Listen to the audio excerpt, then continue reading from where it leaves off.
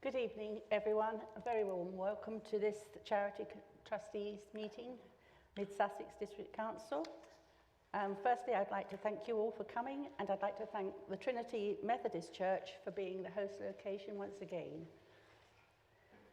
I think this may be the last, hopefully, according to national conditions, that we may hold here, and we'll be back in the chamber, hopefully, for the next council meeting.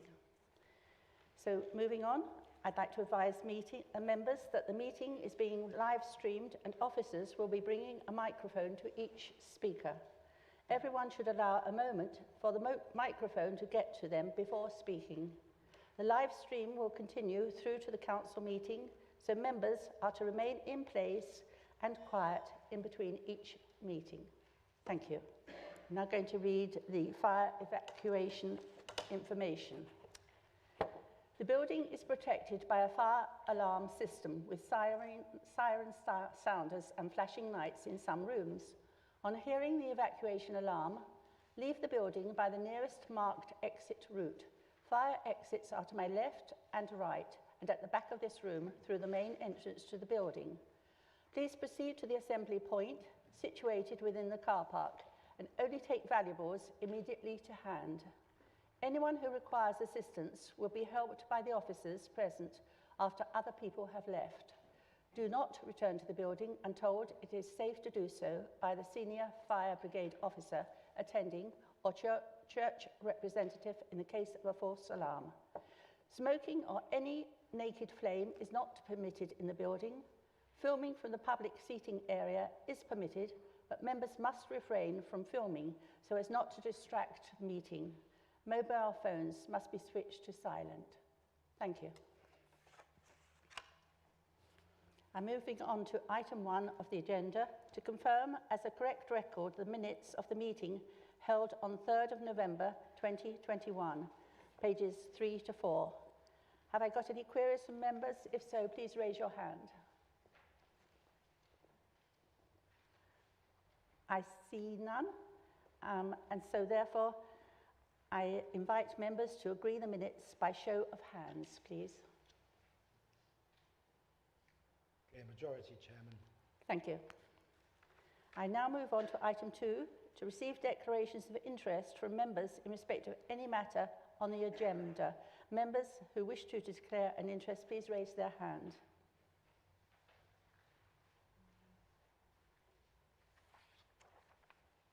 I see none.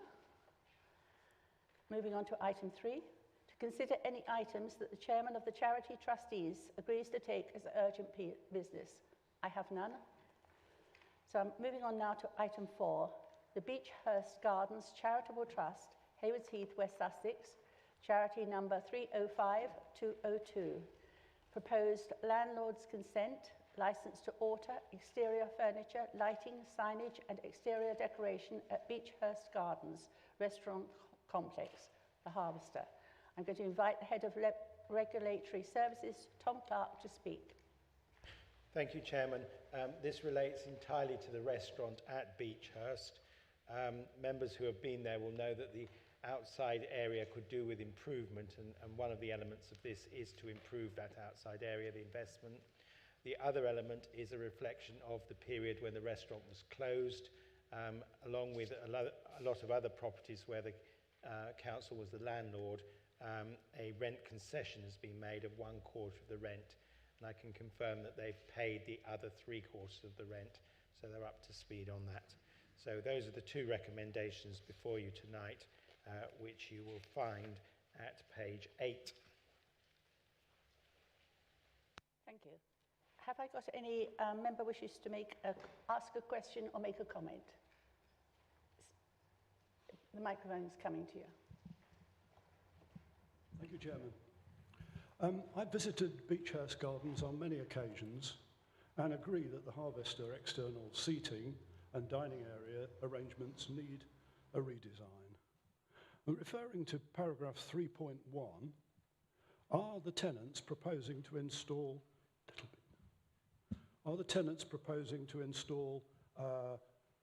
exterior patio gas or electric heaters and garland lighting under parasols? Please refer to the Design Coalition drawing, Appendix A, on page 15. Isn't this going to be the source of unnecessary greenhouse gas emissions? Yet the report, at paragraph 10, states that there are no sustainable implications. I suggest this proposal is not in keeping with Mid-Sussex District Council sustainability strategy, environment, and trustees should seek clarification of the sustainability of these proposals before granting this approval for landlord consent. Thank you. Thank you. I'll ask Tom Clark to respond. I suggest that we do give approval tonight, but that our officers will speak to the operators of the restaurant to point out the issues you've raised, Councillor Brown. Thank you. Councillor Marsh. Thank you, Madam Chairman. It's a shame that this has been brought up here. I thought it might do. So what Councillor Brown is actually saying is that all hospitality across the whole district that sit outside aren't allowed to have any heating whatsoever for their patrons. It's a shame. It's a small little thing, and it will really, really make a big difference to the harvester. Thank you, Chairman. Please. Councillor Cornish. Thank you very much. I would argue it's a big thing. And actually I would propose that the infrared quartz outside heating systems are actually much more energy efficient, and I would like to see these in place going forwards for all outdoor heating. I think it's great that people can sit outside, but there are much more efficient ways of doing it. Thank you. Thank you. Do you wish to respond, Councillor Clark?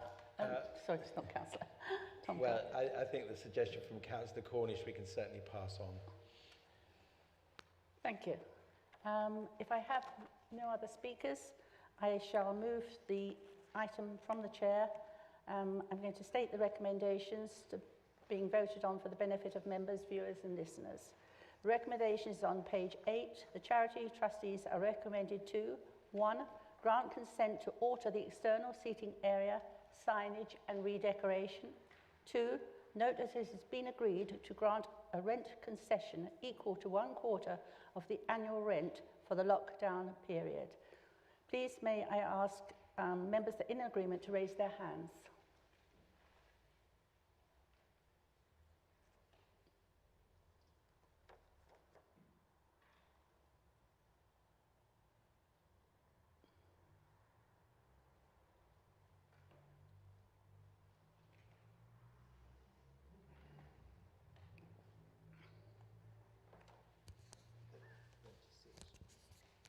Could I invite a show of hands of those members in objection, please? And invite a show of hands in abstention, please.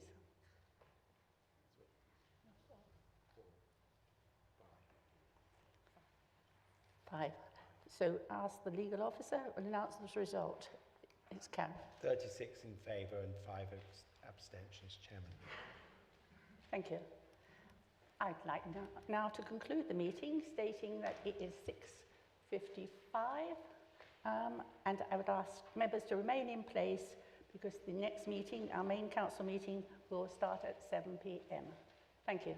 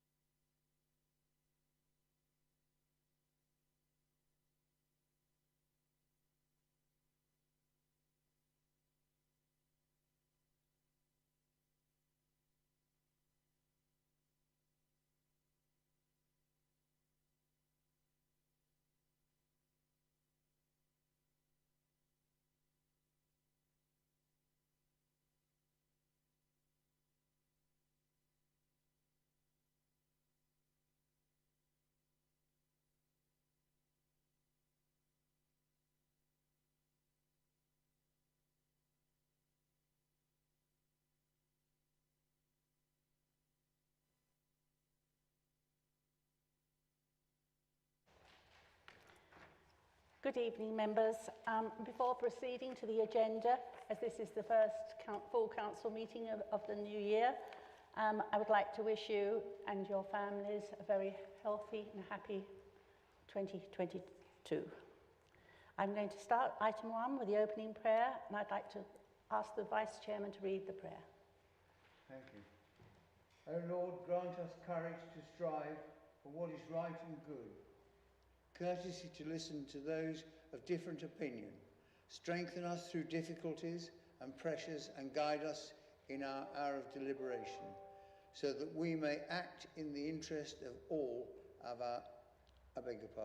all in our district, to the glory of your holy name. Amen. Thank you, Vice Chairman.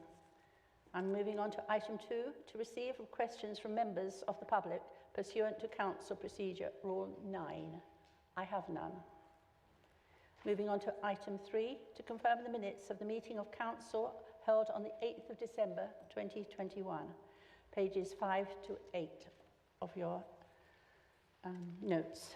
Please, can I invite members to agree the minutes as amended by show of hands, please? Clear majority, Chairman. Thank you.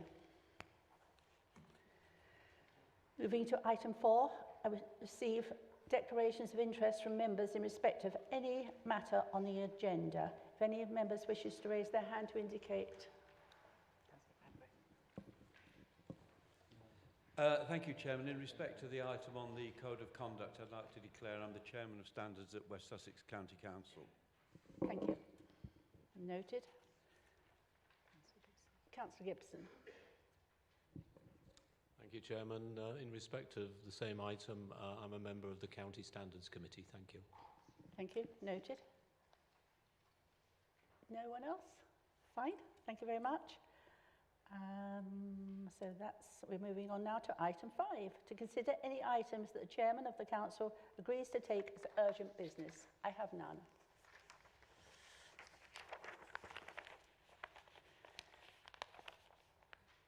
I'm now moving on to item 6, which is the Chairman's announcements.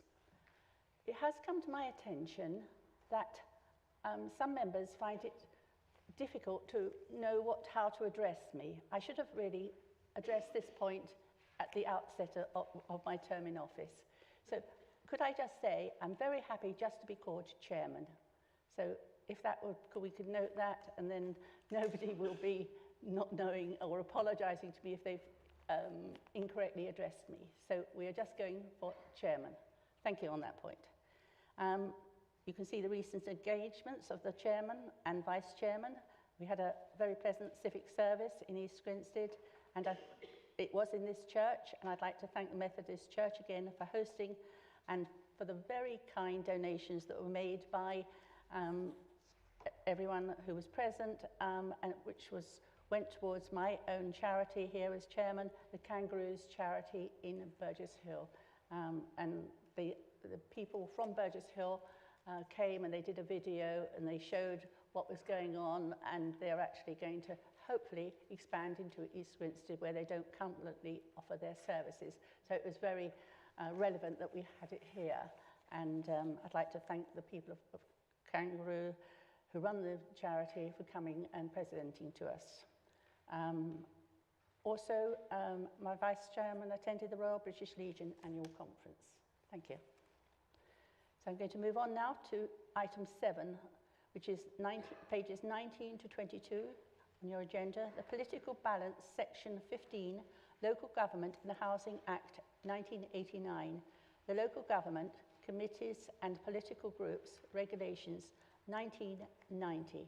I'm going to invite Tom Clark to introduce this item. Thank you, Chairman. The item is before you tonight, given Councillor Mockford moved from the Conservative group to the Independent group, and it's as a consequence of that there are some minor changes in the committee makeup. Thank you, Chairman. Can I ask if any members have any questions or comment by raising their hands? Councillor Knight. Just a bit of a clarification in the first paragraph there. It says the Scrutiny Committee for each comprised of 15 members consisting of 9 Conservatives, 4 Lib Dems, 1 Green a political independent group and one independent councillor group, and then goes on to change the numbers further down. Can you just have some clarification on that, please? Yes, that represents two of the scrutiny committees. The Scrutiny Committee for Customer Services and Service Delivery has a different makeup. It's just to keep the numbers right for the various groups. Thank you. I have no one else who wishes to speak. So I'm going to go forward to the recommendations that are listed on page 19 of the report and not provided here. If we could have a vote, will be taken by show of hands. If in agreement, could the members raise their hands, please? It's a clear majority, Chairman. Thank you. Did I have objections? I don't think there were. Okay, thank you very much. So the legal officer has announced a clear majority. Thank you. So we're moving on to item 8, report to Council recommending the LGA Code of Conduct for Mid-Sussex District Council from the 1st of March 2022, pages 23 to 82, 23 to 82 on your agenda. This is proposed by Councillor Liz Bennett and is Councillor Bennett, would you like to speak? Thank you very much, Chairman. As Chairman of the Standards Committee, I would like to thank the committee for their hard work and deliberations, particularly our independent members. We had a unanimous decision, so I would like to propose that this council adopts the LGA Code of Conduct as set out in Appendix 1, and I believe I have a seconder. Councillor Bradbury, do you wish to speak now or reserve your right? I'll go after everyone else. Okay, thank you. Do I have any members that wish to speak on this?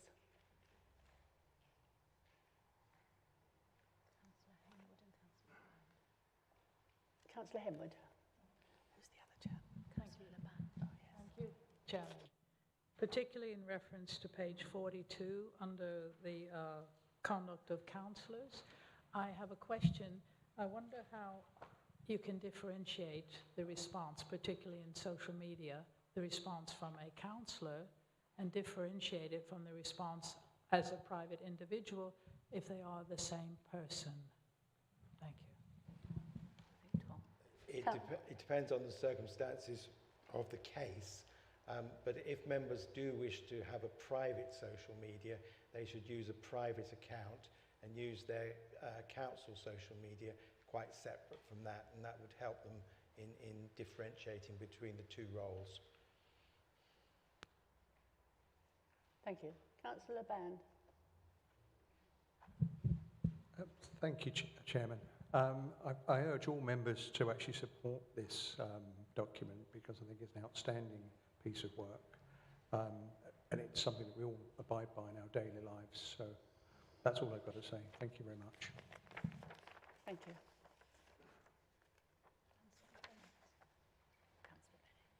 Councillor Bennett. Thank you, Chairman. As a member of the Standards Committee, I'd encourage everybody to vote to adopt this model code of conduct, and I would also ask everybody to reflect on the values that we're asked to uphold as councillors and as holders of public office, and to consider whether that is actually the case for the Prime Minister of the country currently. Thank you.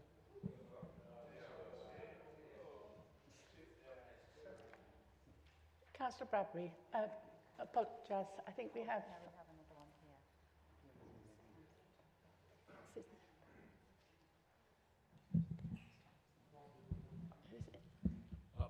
Thank you, Madam Chairman. My particular question is, because I've been involved to some extent with the National Association of Local Councils, as far as the Code of Conduct is concerned, I'm in favour of its recommendations, but one query is that what are any meaningful sanctions if that Code of Conduct is broken? The only ones are that if there's serious harassment and bullying, or there's serious not disclosure of interests and leading to sort of financial gain, then of course the police will be involved, but that is probably quite an extreme way of dealing with Code of Conduct. Thank you for your comments. Yes, Councillor Jackson highlights a problem at the moment. The legislation does not really have any sanctions in it. The Committee on Standards in Public Life said that there should be sanctions, but that does require primary legislation, and to date we haven't had the legislation. You'll see from the report, their report dates back to January 2019, so there's been quite a delay. Thank you. I'm now going to pass to Councillor Bradbury.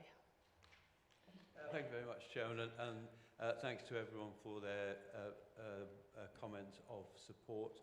I'm going to ignore that cheap shot from Councillor Bennett.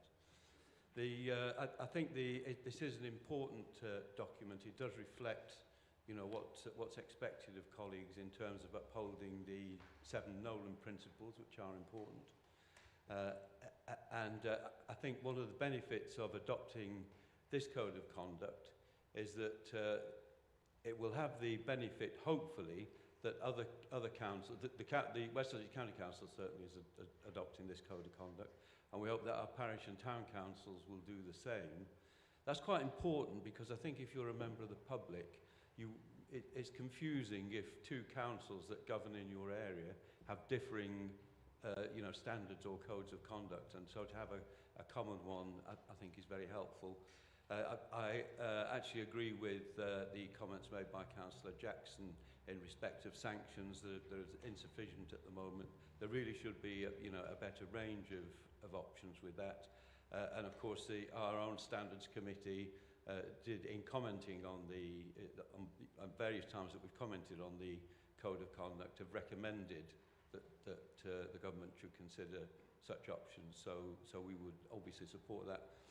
And finally, if I may, I'd like to just thank our Chairman of the Standards Committee for the excellent work that she's done since taking over that important role. Very happy to second this, Chairman. Thank you. Thank you, thank you. I see no other hands, so I'm going to move to the recommendation that Council adopts the LGA Code of Conduct at Appendix 1 to take effect from the 1st of March 2022, and the town and parish councils in the Mid-Sussex district area are advised to also adopt the LGA Model Code of Conduct at Appendix 1. Please, may I have a vote by a show of hands, please? Chairman, I'm pleased to say that's unanimous. Thank you, members. We're now going to move on to item 9, to receive the leader's report. May I first, before he speaks, may I say, members, so that all who wish to do so have adequate opportunity to pose questions to the leader, I ask for your cooperation in putting no more than 3 questions per member on each of the following cabinet member reports. So I'm going to invite Councillor Ash Edwards to provide the leader's report, please. Thank you very much, Chairman, and good evening, members. And firstly, can I welcome the unanimous agreement for the new Code of Conduct and some of the comments that members have expressed, and as Councillor Bennett and Councillor Bradbury in particular, and a couple of others highlighted, we all as holders of public office are required and indeed obliged to maintain the highest possible standards in everything that we do. And I think Councillor Bradbury was right to resist the party politicking. It might in fact be pointed out by less generous people than anyone in this room that of course the last cabinet minister to have their collar felt was indeed a Liberal Democrat. Chairman, firstly, I need to just inform the Council that the Deputy Leader has stood down from the Cabinet. I'd like to thank Councillor Llewellyn-Burke for all of her work and commitment, and know that she will continue to be an effective councillor and continue to serve in the very best way that she can. And I'd like to just put my thanks on record to her, and I'll update the Council in due course on consequential changes to the Cabinet. Chairman, as members might be aware, the Council is mandated by national policy and the planning inspector who examined the current district plan to undertake a 5-year review, which is currently due, and the results of that have been published so the community can understand the scale of the challenge we face when planning in mid-Sussex. And I very much welcome the decision of the Scrutiny Committee to respond to the call from Councillor Salisbury and myself to press the pause button given the very significant issues that impact the council's planning. And as I said at the Scrutiny Committee, on behalf of the council, I will be writing to the Secretary of State calling for our housing targets to be reconsidered to a level more consistent with the environmental and infrastructure constraints that we know about in Mid-Sussex. And I hope the government will take the opportunity through the forthcoming Levelling Up White Paper to do so. And Mid-Sussex is a great place to live, and we need to continually try and balance the need for new homes with the protections for our environment and infrastructure that must always come alongside that. And I set out at the Scrutiny Committee Chairman some of the issues that we'll need to continue to work on in the coming weeks and months. Chairman, members will have seen that in December the Cabinet took an important next step on the future of the Clare Hall site. I'd like to again thank residents and community groups who took the time to take part in the independently run public consultation during the autumn. It is clear that a very large number of residents have an appetite for modernisation, with 95% of consultation responses supporting change on the site, just 5% wanting the site to be kept as it is today. And Hayward Heath Town Council supported redevelopment with a new modern community building, and I'd like to thank the Town Council for the work that they did during the consultation period and their efforts to engage with their residents. And I know the Cabinet were very grateful and took into very significant consideration the Town Council's ideas and aspirations. Chairman, I want to be clear that as a Cabinet and as a Conservative Council, we have heard the call from residents for modernisation and investment and are acting. We have agreed a £100,000 budget to allow us to bring in independent specialist advisors to help us develop an evidence-based proposal for modern fit-for-purpose community facilities on the Clare Hall site. That will result in this council investing, and we will ensure that we have modern community provision that can meet the needs of our whole community and secure the future of the site for years to come. And there will be many further updates as that work progresses rapidly over the coming weeks and months. Chairman, I wanted finally to reflect at the beginning of the new calendar year, as you said right at the beginning of the meeting, on the work ahead of us for this year, Chairman, because despite the phenomenal disruption and financial cost of the pandemic over the last couple of years, we will continue to move forward with our work to support our district and invest in our communities, to deliver our food waste trial, continue delivering significant infrastructure upgrades, including our full fibre project to boost our economy and help create new jobs. And this year will see meaningful progress, as I said, on the Clare Hall site, on our improvements to flagship parks and open spaces, as well as ensuring that the day-to-day services that our residents depend on continue to perform well and offer value for money to the taxpayer. And one of the really important things ahead for this year is that this is the year of the Queen's Platinum Jubilee.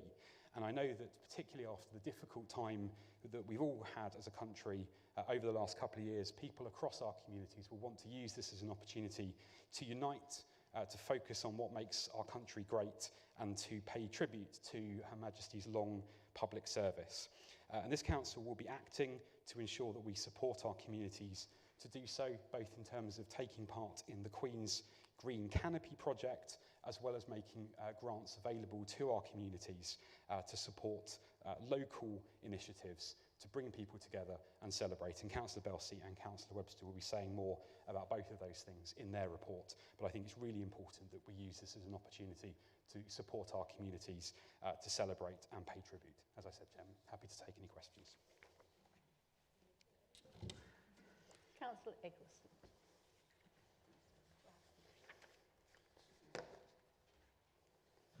Thank you, Chairman, and Happy New Year to you as well and to the Cabinet. As the leader knows, I put down 38 questions on the subject of Clare Hall, so a little bit disappointed that I'm restricted to 3, but I know that the officers will work on replies, and I know that they will factor some of the questions that I've raised in further reports to Cabinet. So I'll just restrict myself to 1 on Clare Hall, and then I want to ask 2 questions on the planning review. And the one on Clare, related to Clare Hall, paragraph 57 of the Cabinet report talked about strong, vibrant and healthy communities need sufficient provision for community facilities, including cultural facilities which are easily accessible. So the question in two parts. Can the council give a commitment that this commitment will apply equally across the district? And secondly, will the council give a commitment to fund or seek funding for those facilities, particularly for the community arts, across the district on an equitable basis? I can pause here and then come back on planning, or ask planning straight away if you like, leader. Carry on. Okay, fine. We're all interested to see how the white paper finally turns out, but I think if we look at the planning applications that are in train across the country, we've got 1 million homes which have planning approval for, which haven't been built, and local plans have 1 million homes in their plans where planning permission hasn't been applied for. So would the leader agree that the planning system is not a barrier to house building? And secondly, do you support the LGA's call to use any final review of the planning white paper to include giving councils powers to take action on unbuilt land which has planning permission, either by allowing councils to step in and build more social and or affordable housing, or by penalising developers for failing to bring development forward?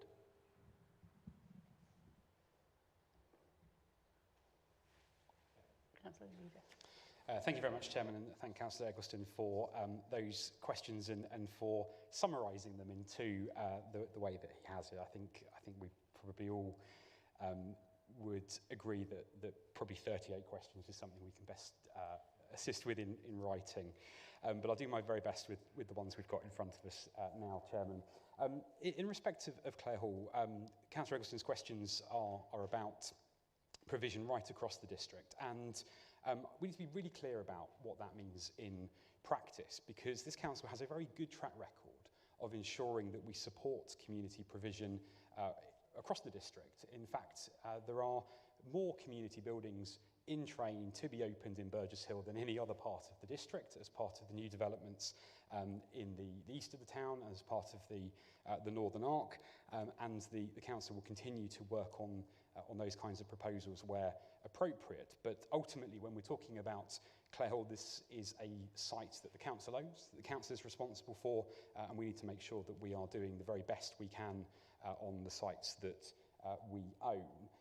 And I think we also need to be very careful at avoiding a kind of town-by-town approach, because in any case, community facilities very often, to be viable, particularly when talking about arts and leisure more broadly, do actually need to draw a wide catchment area, and people will travel accordingly. So we will do our very best for the district as a whole. I know Councillor Eggleston has his own aspirations in Burgess Hill, and I wish him the best with those as well. And indeed, East Grinstead members continue to support Chequermead as well. And there's a rich diversity of provision in Mid-Sussex, and I'm confident that will continue to be the case.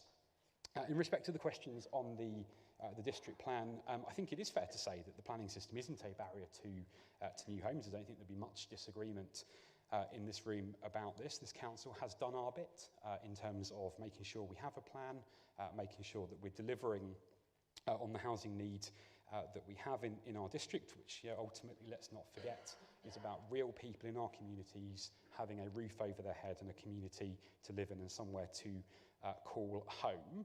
But it's really important that we ensure that those decisions are right for our district, and that's why we will always take the action necessary to press the case for the district.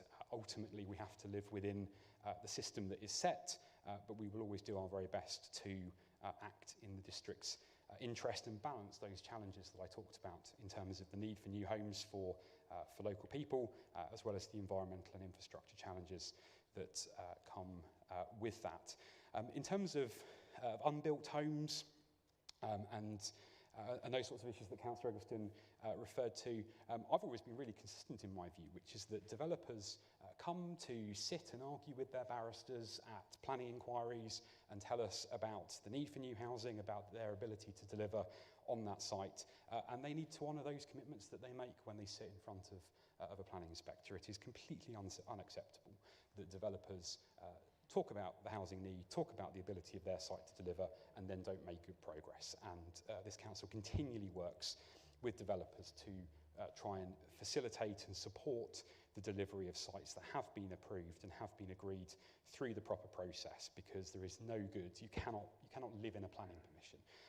And ultimately, we need to see homes being built once they've been approved. And actually, this council has taken action, for example, in terms of empty homes, to use the powers available to us to charge a higher rate of council tax to encourage people to bring homes back into use. So we will always take the action that we can to try and ensure homes are used and brought into use for our communities where they've been agreed, where they exist, wherever possible. Thank you, Chairman. Councillor Brown.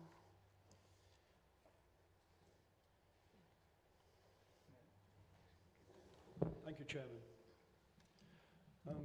I support the Leader's intervention in the district plan review process at the Housing Planning and Economic Growth Scrutiny Committee.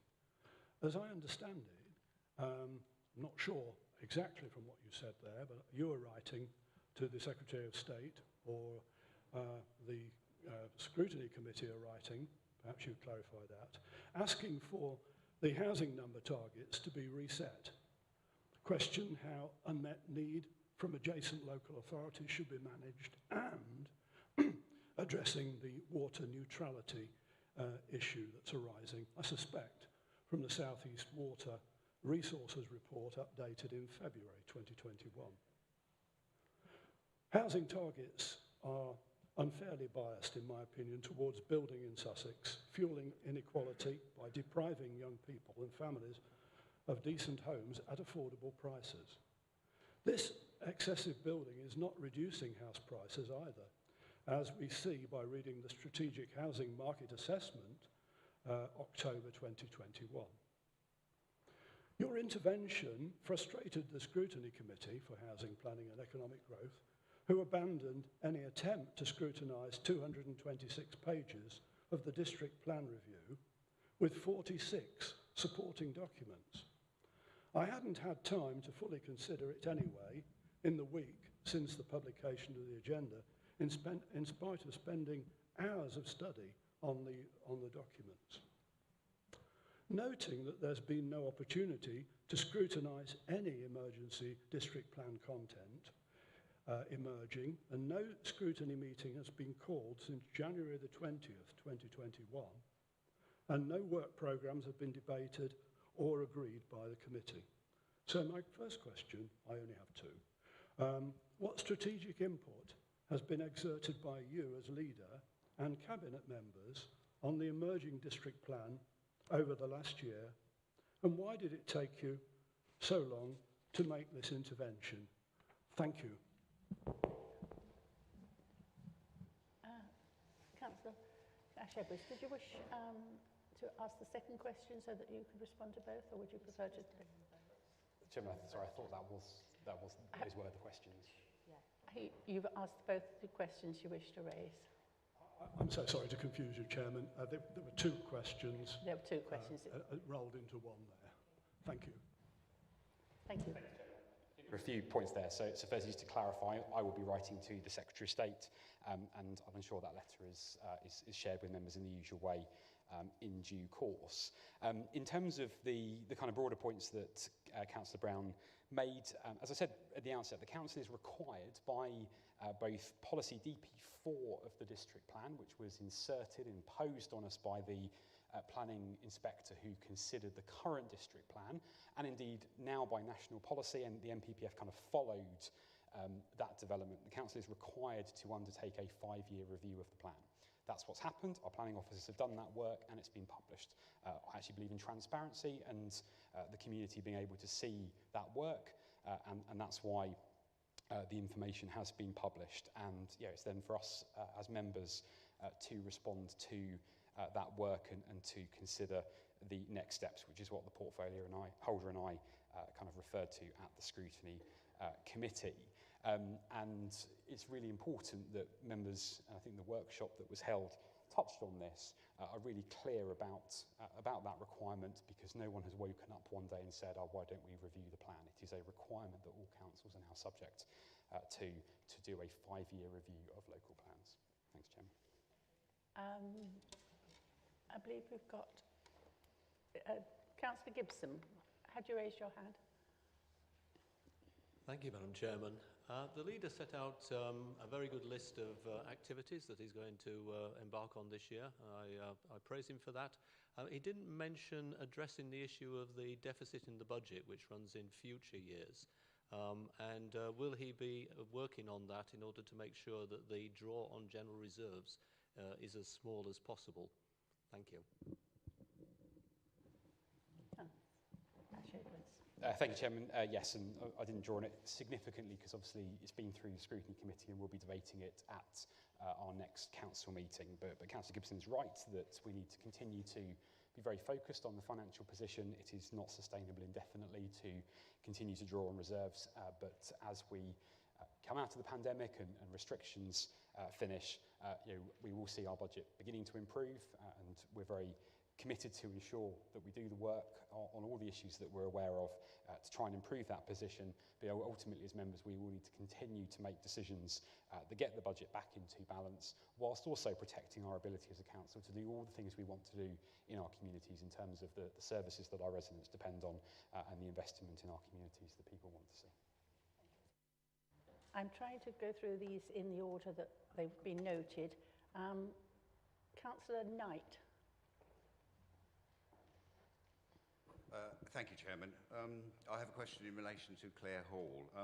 Disappointingly, members will recall when Councillor Eccleston was conducting his referendum on the Beehive Community Hall, he and his cohorts attempted to gag Haywards through a campaign of social media activity, Haywards Heath District councillors from asking a single most pertinent of questions about the project's viability.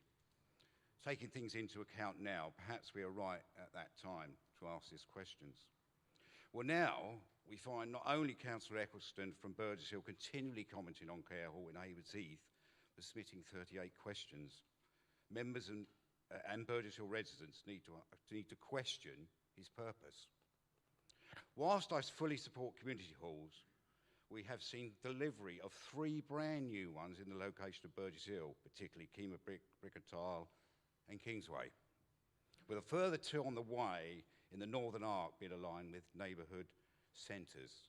There is also a delightful theatre in the King's Church, which I happened to visit the other day.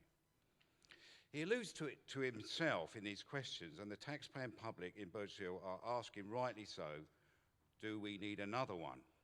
It is a valid question to ask when vast sums of public money are at stake and can be used on better, say like sports facilities.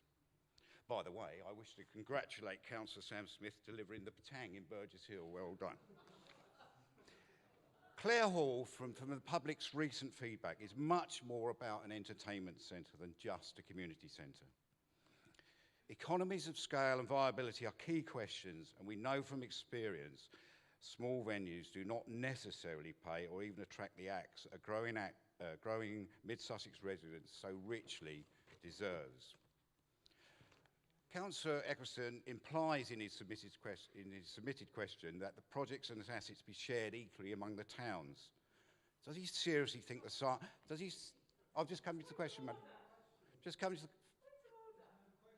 I'm just coming to the question. I'm coming to the. I'm making a point here, please. It's a valid point. Does he seriously think the site? You're going to address the council. Stand up. Sorry, mask and hearing issues. I thought this was questions to the leader, not questions to Councillor Eggleston. I have just asked Councillor Knight to ask his question. Thank you.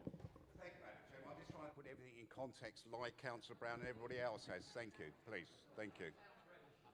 So does he seriously consider Science Park to be split across 3 towns, or one of our jewels in the district, the Triangle, scaled down? So does the leader agree with me that certain sites lend themselves more to particular schemes, and that Clare Hall, with its proximity to the train station and size, is ideal for a new, modern, future-proof entertainment centre for Haywards Heath and for Mid-Sussex, which would offer the best value for money for residents of Mid-Sussex? Leader.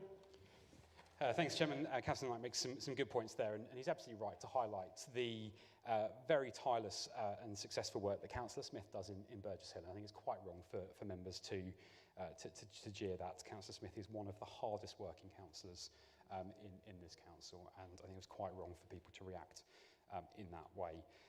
Chairman, Councillor Knight is right to highlight some of the community provision that already exists in Burgess Hill and indeed is coming forward, and we're continuing to ensure that the projects that he highlighted as part of new developments in Burgess Hill come forward and are a success for the community.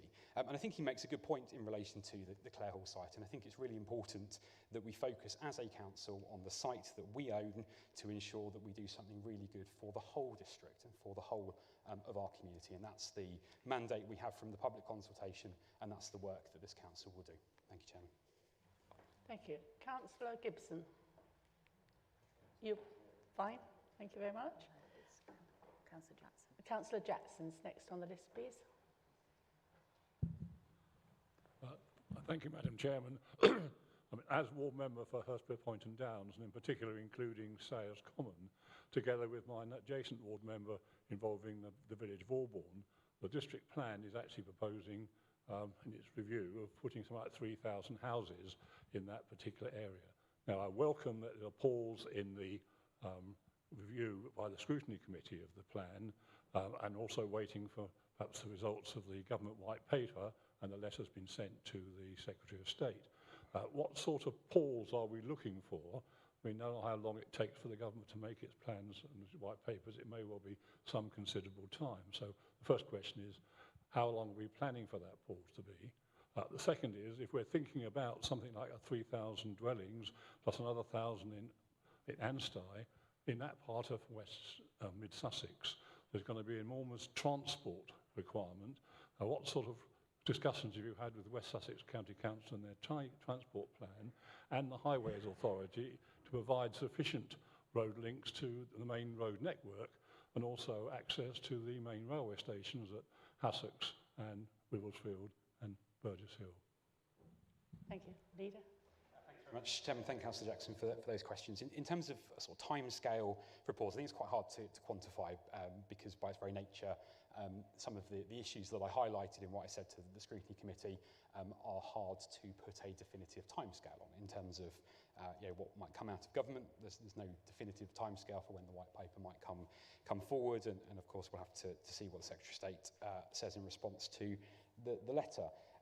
So I think it's quite hard to be definitive, and as I said, there's clearly some further work needed, and I think it was Councillor Brown possibly earlier referred to the point I've made around water neutrality. That is a really complex issue that is not within the gift of any one council to resolve, but requires much more coordinated action, and with fellow council leaders we've written to ministers to highlight some of those points already. So I think in terms of the timescale, we need to be led a little bit by the timescales in terms of the issues that I've highlighted. Clearly, when those issues are a bit clearer and we're in a position to go forward, then that's what we will do. In terms of the transport implications of sites, we're in danger of getting a little bit ahead of ourselves here because, of course, those are the sorts of issues that get addressed as part of the process, as part of the consultations, but it is, of course, the case that site promoters will do work to demonstrate, in their view, the acceptability of their sites, and the county councillors, the Highways Authority, and the limited modelling work that this council was able to do to support that will, of course, have to consider all of those implications, and ultimately the policies in the National Planning Policy Framework require those mitigations to be available before anything ever happens. But all of those issues get addressed through the process, which we haven't begun.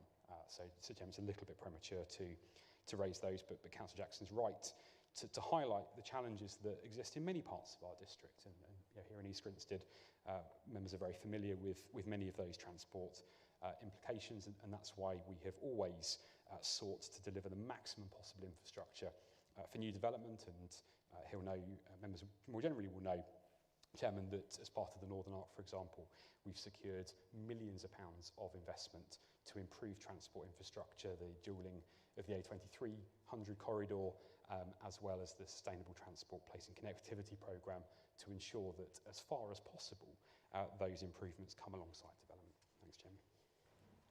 Thank you. Could I just say at this point, we have got quite a list of councillors that want to speak, so I would ask, in the interest of fairness, that we are able to hear their questions, that we actually keep to the questions rather than a long dialogue around the question. Thank you. So I'll move on to Councillor Bradbury, please. Thank you, Chairman, and I'll try and keep in the spirit of the hour by asking 2 questions in quick time. Thank you.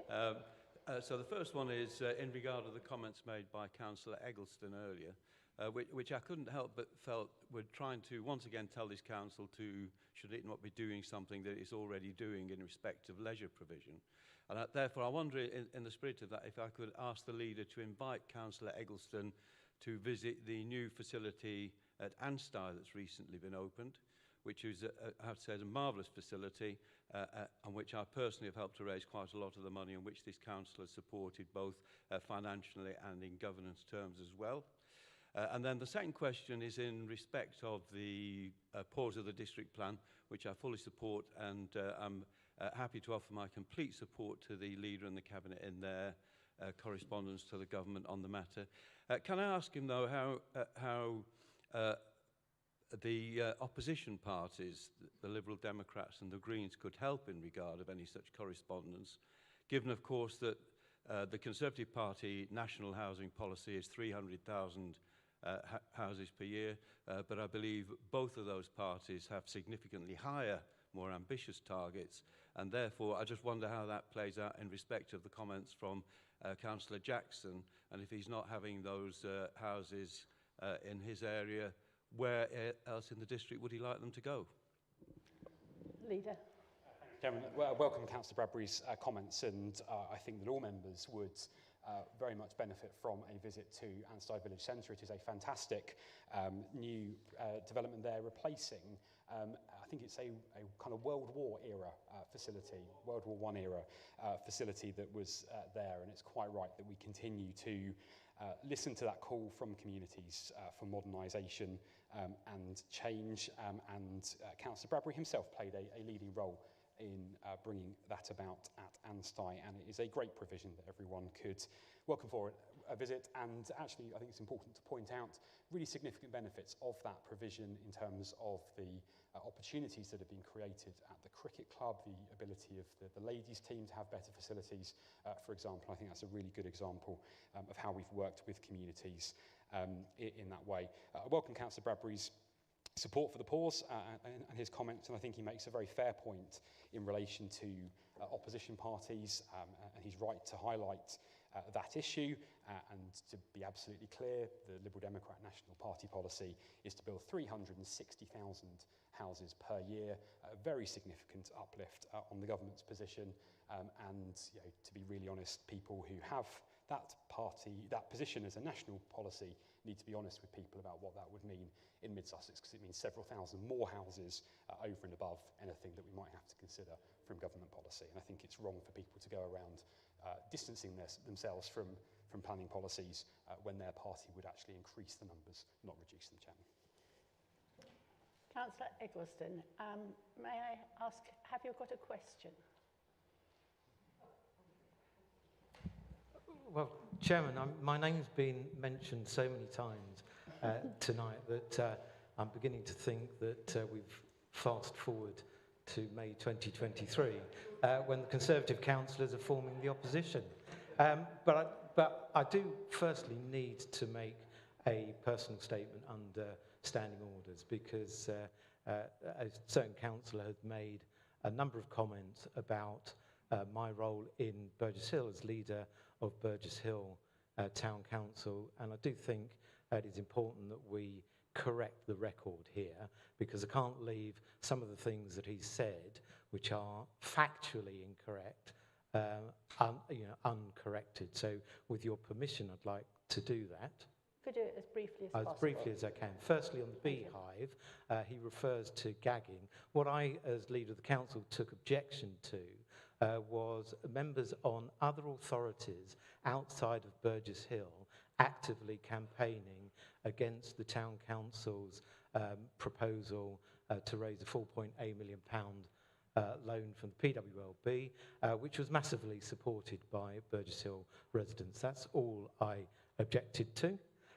Secondly, I'd like to say that, this district council also owned a facility in Burgess Hill called the Martlets Hall, which they decided to close and then demolish because of a redevelopment of the Martlet shopping centre, which has not come forward and seems to have no prospect of coming forward in the not too distant future.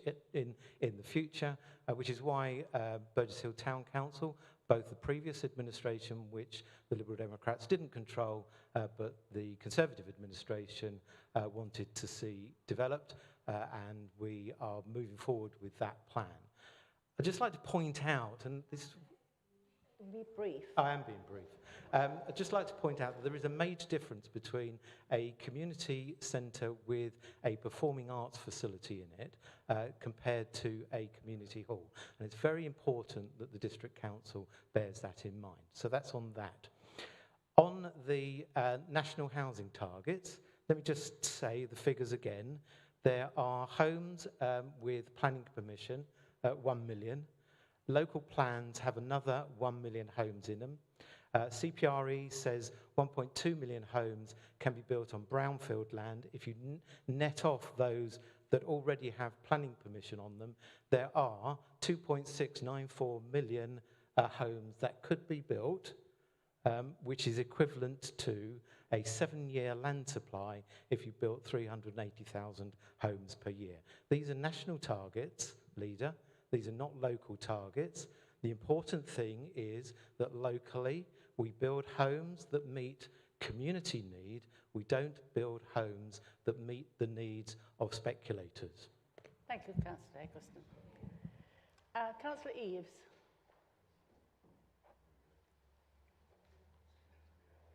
Thank you, Chairman. Delighted with the pause in the district plan as well.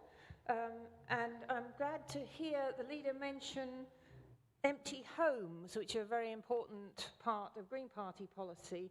Can he tell me, and obviously you can supply this in writing if not now, how many empty homes has this district actually charged double taxation on? Because it's all very well in theory, but how many in practice? In my ward, we have the Kleinwort Centre, which was closed because of a Care Quality Commission assessment that it wasn't good enough. How many Care Quality Commission empty bedrooms are there in this district? Because I understand it's not the only one. There are quite a few all over the district which could have served for the homeless, for people in family breakdown situations during lockdown and so on. And lastly, how many second homes have we got in this district? Have we got any figures on that? Because one of our policies is to decrease the number of second homes. I personally think that nobody should have 2 homes if there are people out there who haven't got one. Thank you. Leader.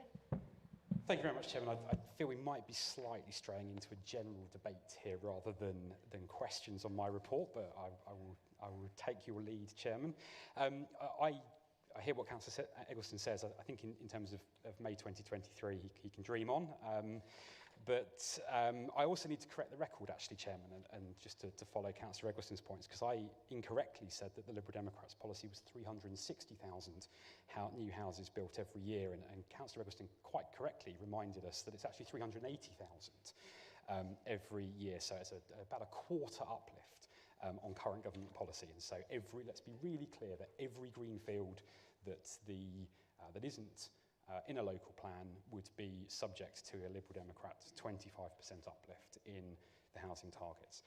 In terms of Councillor Eve's questions, I wonder perhaps if I could ask her just to email those to me, and we'll make sure we get the answers to her.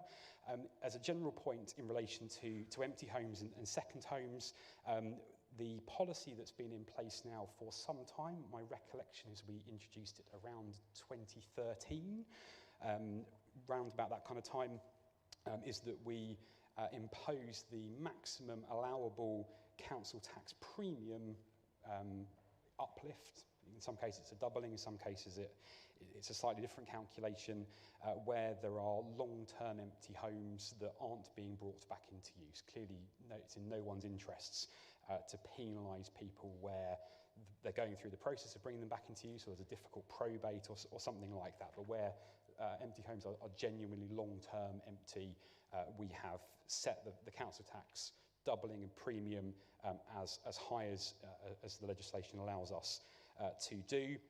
And in terms of second homes, at the same time, what we did is take away the council tax discount that was previously in place for second and additional properties. And so we've already done that as much as the legislation allows us to do, because of course, Councillor Reeves is quite right that there's no good having empty homes sitting around, and this council has done everything possible, and a number of members have been involved in long-running issues in their wards, trying to work to bring long-term empty homes back into use. But I think it's really important that we also don't pretend that that is a solution to housing and planning in mid-Sussex, because the number of long-term empty homes is actually comparably very small, and of course they already exist. And so I think it's really important, if we're to have a sensible debate in the time ahead about how we deal with the planning challenges in mid-Sussex, I think it's really important we don't con ourselves that we can just pull the lever called empty homes and suddenly all those issues disappear, because that simply isn't true, Chairman. Thank you. The leader is quite right to point out that questions should be relevant to his report. So our next member is Councillor Cornish, please.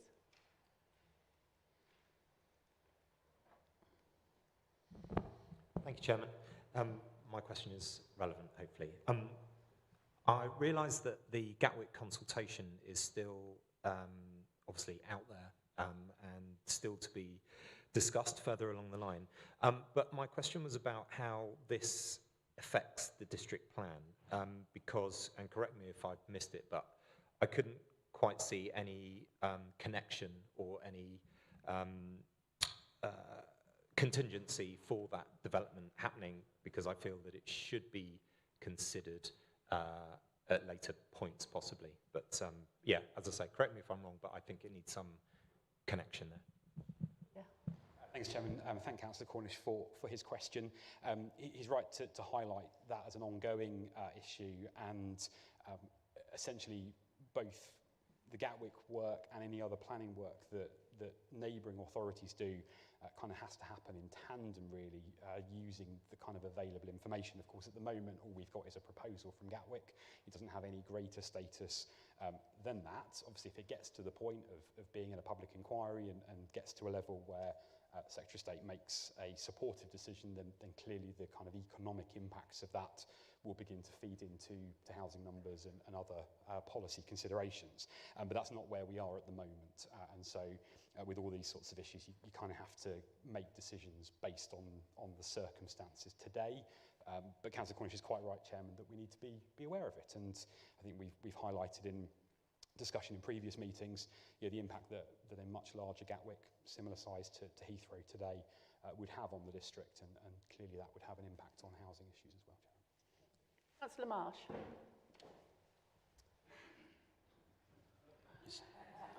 She sneaked up on me there. Thank you, Chairman. Well, this is a consensus to pause the plan. That's great. So does the leader agree with me then that it is the right of, not the right, should we say, every responsible councillor in this church, should be as honest with the parish councillors and the residents whenever they meet them? And I mention this, leader, because I actually, in my role as a national park the district council representative on the national park, attended Falcon Parish Council, where, should we say, the truth was slightly bent. saying that Mayfield is coming in a different way. So would you say that's not being responsible, Chairman? Thank you. Leader. Thanks, Chairman. I hear what Councillor Marsh says, and obviously members will forgive me that I wasn't at that meeting. But in terms of the kind of substance, the points, 2 points, I think it is incumbent on us, going back to the points that came up in the debate about the Code of Conduct, it's important that we all do our level best to be accurate in what we say and correct the record if we make an error. I think that applies to all of us, and so let's be charitable and assume that someone misspoke at that meeting, but I think the point's been heard, and it's always important that we're accurate. In respect of Mayfield, it is completely wrong to say that Mayfield Market Town is being proposed by anyone. The proposal that Mayfield have made for an 8,000 to 10,000, it changes kind of every day. Market towns straddling the Horsham and Mid-Sussex boundary is not supported by either Horsham or Mid-Sussex. It never has been, and that position is unchanged, Chairman. Councillor Dempsey. No, you didn't wish to speak? No, it's Councillor Henwood next. I'm just trying to go in order.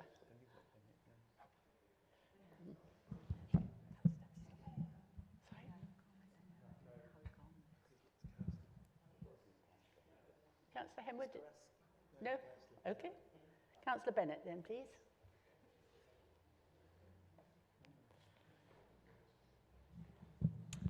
Thank you, Chairman. If anybody needs to be correcting the record, it is actually Councillor Marsh who advised the wrong dates of the district plan when he was at Fulking Parish Council meeting. I'd also add that at parish councils, we're always advised to remain non-party political. And in terms of Mayfield Market Town, the question was actually raised by a member of Fulking Parish Council, who's also a member of the Conservative Party, who asked, is this Mayfield Market Town? And I repeated what officers had told me, which is, no, it's not Mayfield Market Town as such, but it is land that is owned by Mayfield Market Town. Thank you. Thank you. I think we've gone through the questions now for the leader. You'll be glad to hear that. Thank you very much. So we're going to move on to item 10, is the report of the Cabinet members. Councillor Asheb, as the leader, is going to provide the Deputy Leader report. Thank you very much, Chairman. Nothing specific to report on, Chairman, but I will make a report at the next meeting, if that's okay. So I'm moving on to the Cabinet Member for Economic Growth, Councillor Hillier. Thank you, Chairman. Good evening, everybody. As many of you will be aware, there is a huge amount of work being done by the economy team in relation to key work streams as we prepare our district for the future. Alongside this, there's a number of other initiatives which I'd like to let members know about. First of all, I can advise that this week I signed off the delegated decision in relation to the car park changes, which were the subject of what I thought was a very good discussion at the last full council. And at the moment, the process is on track to conclude at the end of March. We now have to go through things of statutory notice periods in the car parks, etc. So that is good and promising news. Also, due at the end of March, I shall get sight of the first draft of the investment strategy initial proposals report. So I look forward to sharing that with members and scrutiny. Staying with car parks, members may be unaware and interested to know that this council has not only been supporting the national COVID effort by making car parks in East Grinstead and Hayward Heath available for sporadic mobile testing, but we've also provided the vaccination volunteers in East Grinstead with parking permits at the Queen's Road car park in order to support that effort. And I'm glad to say that we've just renewed that arrangement for the foreseeable future. Moving on to the economy, I'm happy to say that we are continuing to support our traders in a number of ways, not just by our much lauded and appreciated processing of the COVID grants, and I'll tell you it's a joy. I'm not sure how many members here attend various business association meetings, but the praise for our officers in respect of what they have done in COVID has just, it's almost embarrassing, but it's very heartwarming and well earned. But apart from that, we're also supporting traders with things like the Independent Retailer Support Programme, which has £73,000 of external funding provided and will provide retailers with access to a range of business support. Also on grants, we expect to relaunch the popular micro business grants.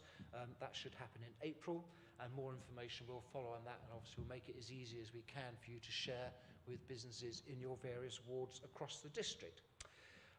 We still have the West Sussex Retail Hub running that I referred to at the last full council, and which remains live until March 2024.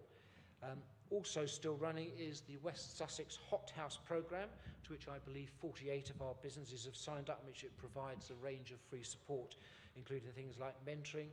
And Mid Sussex ourselves have actually also supported a startups workshop only over the last few days. That's all I have. Thank you, Chairman. Any members wish to ask a question? Councillor Bennett.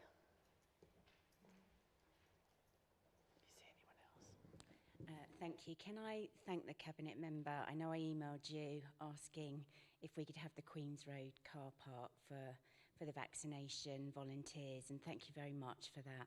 Would you be willing to carry that forward should they need it in due course, can I ask? Thank you. I can't make an absolute commitment, of course, but the current arrangement is that they are happy with the extension that we've granted, and they think that's probably going to sort out all of their requirements, but we will always look favourable on it. The Queen's Road car park, just so members are aware, is probably the busiest car park, or one of the most pressure in the district, and therefore it's a very difficult balance between supporting a very worthy effort like this, but also making that there are enough parking spaces to support the economy in the heart of East Grinstead. But I think you'll be happy with what's going on. Thank you. I can see no further questions, so I'm going to move on to the Cabinet Member for Customer Services, Councillor Ruth Meer. Thank you, Chairman. Good evening to you all, and Happy New Year to anybody I haven't said it to already.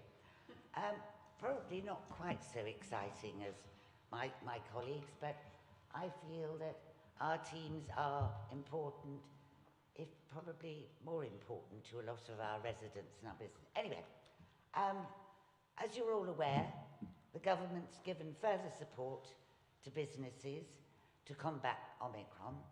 There are 3 of these. There's the Omicron Hospitality and Leisure Grant, the OHL. Then there's the Additional Restrictions Grant, the ARG, which is a discretionary grant for other businesses affected by Omicron. And the COVID Additional Relief Fund, which goes by the lovely name of CARF. And that gives business rate relief to businesses who have been impacted in any way from Omicron and have not had a grant and no other kind of relief. And I'm proud to tell you all that Mid Sussex District Council was the first council in the country to go live within 4 hours for the OHL groups on the 30th of December. So I really do thank my teams who have worked jolly hard on this. This will mean that during COVID we've given out £90 million in grants and reliefs. So there obviously wasn't any chance for our teams to take up new hobbies, was there? To get through the boredom of COVID lockdown. Anyway, what I want to say to you is, as I always do, if you know of businesses or put on your social media under whichever name, just to direct them to get the businesses to ask and apply for these grants. If you've got any doubts, any concerns, want more details, call me or contact the council. If you would, I'd be really grateful. I was glad to see that our customer services team is continuing to receive compliments, as they really are the front line to so many of our residents. Our comms team has been promoting all the grants available, as well as producing some fantastic promotional material for the economic team to persuade us all back to the high street. Next issue of Mid Sussex Matters is being prepared as we speak and will be distributed in March. Finally, on our full fibre projects, we've now installed 90 kilometres of fibre in our first 3 projects, and these will all be finished by the end of February. The rural connectivity programme is halfway there. And the good news is that we've agreed a PIA, which is physical infrastructure access, I have to read it, where we can also use existing spare ducts and poles, so it's without the digging. This means that it further accelerates the number of internet providers who will be connecting to fibre and providing the connections to our businesses and our residents. As you all know, because I've banged on about it, these projects really have delivered social value, including now 80% of their spend with local business. And they are the key, as the leader said earlier, for our sustainable economic growth. And it's projected to deliver over 1,500 jobs. It's already helped to attract some investors high end. The website on this is due to go live early March, where businesses and residents can register their own interest. And a member workshop is set to talk about this and explain, as well as our own council website improvements, for Monday, the 14th of March. So you'll be getting an invitation very soon, and I'm hoping I'm going to see you all there. And I'm happy to take questions. Thank you, Councillor de Meer. Councillor Marsh. I was waiting for you this time. Thank you, Chairman. I'd like to thank the Cabinet member and on behalf of the residents in Ardennigh, those who are about to get their full fibre, they've asked me to pass on the thanks to you and your team. Thank you. Oh, and thank you for raising that thing last time about putting it on social media. It's very important that people get their vouchers to Openreach. Thank you very much for doing that the next day. Thank you, Councillor Marsh. Councillor Eggleston. Yes, thank you, Chairman. On the full fibre project, do we have any information yet on customer take-up, or if it's not yet fully live, what the projections are for customer take-up of the full fibre that we've laid? Councillor de Meer. Thank you, Councillor Eggleston. No, to be perfectly honest, because the website isn't live, although we have been getting interest, just not off the street. You know what I mean. People who have heard of it and who have contacted the council. But as it's not, we're there, come and get us. It's only been the people who, and there have been several, and they are high-value companies who have come thus far. You hear more on the 14th of March. Councillor Sam Smith, please. Thank you. Nationally, there has been a lot of fraud to do with the grants. Has this been affecting Mid-Sussex? Councillor de Meer. Thank you, Chairman. Thank you, Councillor Smith. Thank you. Funnily enough, I heard that report earlier on, and I was speaking to my boss over there, Mr. Stewart, and also the business unit leader. Obviously, we're never going to 100% stop fraud, but I can assure you that I am happy that our grant system is one of the best in the country. We have the Wealden fraud service check that goes through all the red rag cases. We run our grants through something called CFAS, which is the Credit Industry Fraud Avoidance System, which is, it's a fraud database. We also use the National Fraud Initiative, which is, it's a government agency which shares all the matches on pensions, payroll, benefits. So we have found very, very few suspicious cases. So I'm pretty happy, but we'll keep monitoring really closely.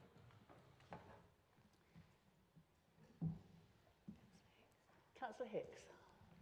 Thank you, Chairman. Just following up on Councillor Eggerson's question, could you give a commitment when the full fibre broadband will become commercialised for small businesses and indeed domestic residents?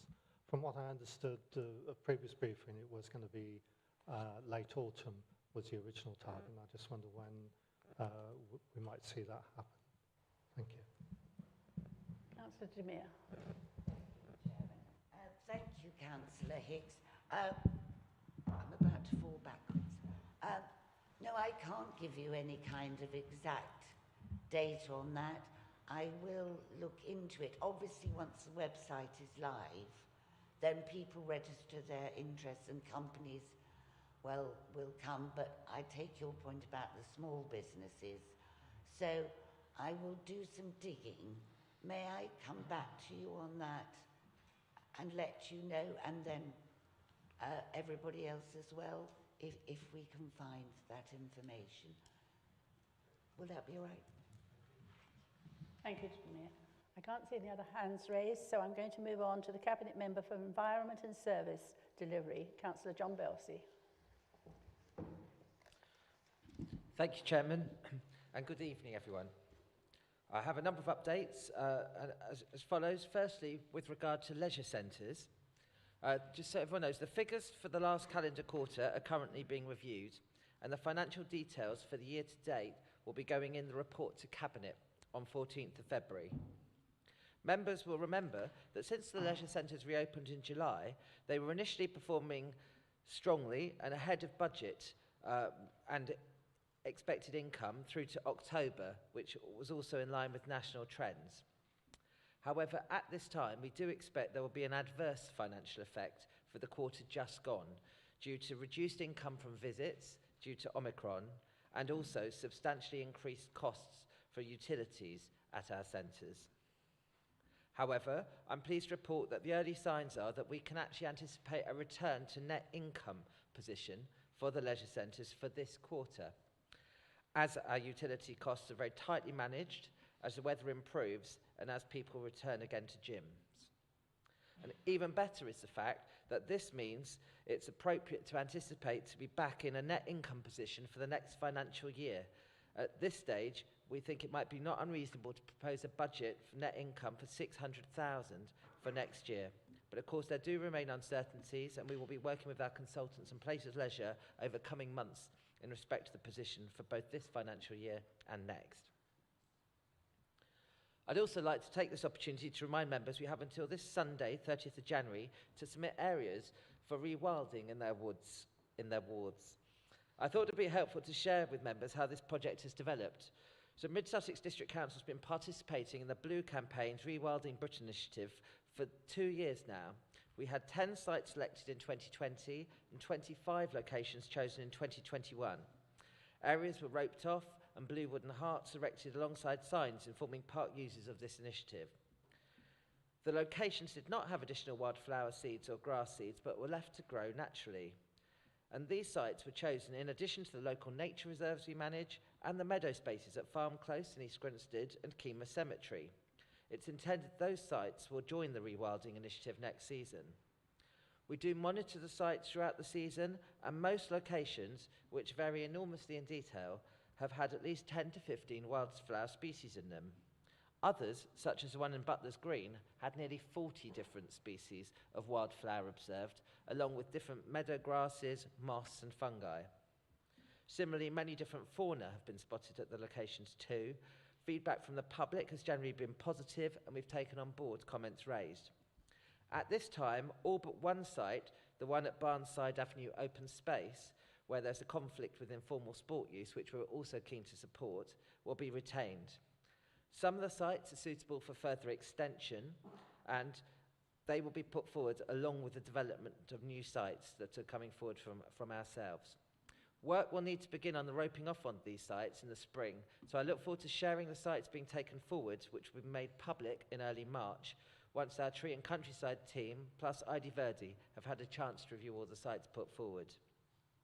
We are proposing to maintain the Blue Campaign ethos, which is to let the areas grow naturally.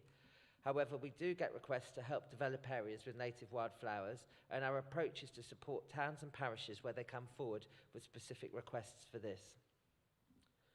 Additionally, the leader has already touched on the Queen's Green Canopy initiative to protect and enhance our tree cover in this country, and I'm pleased this initiative forms an important part of the plans to celebrate the Queen's Jubilee. I'm grateful to members such as Councillor Ellis, who have come forward to the Council with suggestions for tree planting. As members know, we're fortunate to be in mid-Sussex, which is a very wooded area of the country.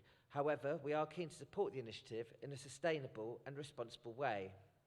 We're currently finalising plans to plant 215 new native British species trees in an area of Ashenground Woods, local nature reserve, to form part of the Green Canopy.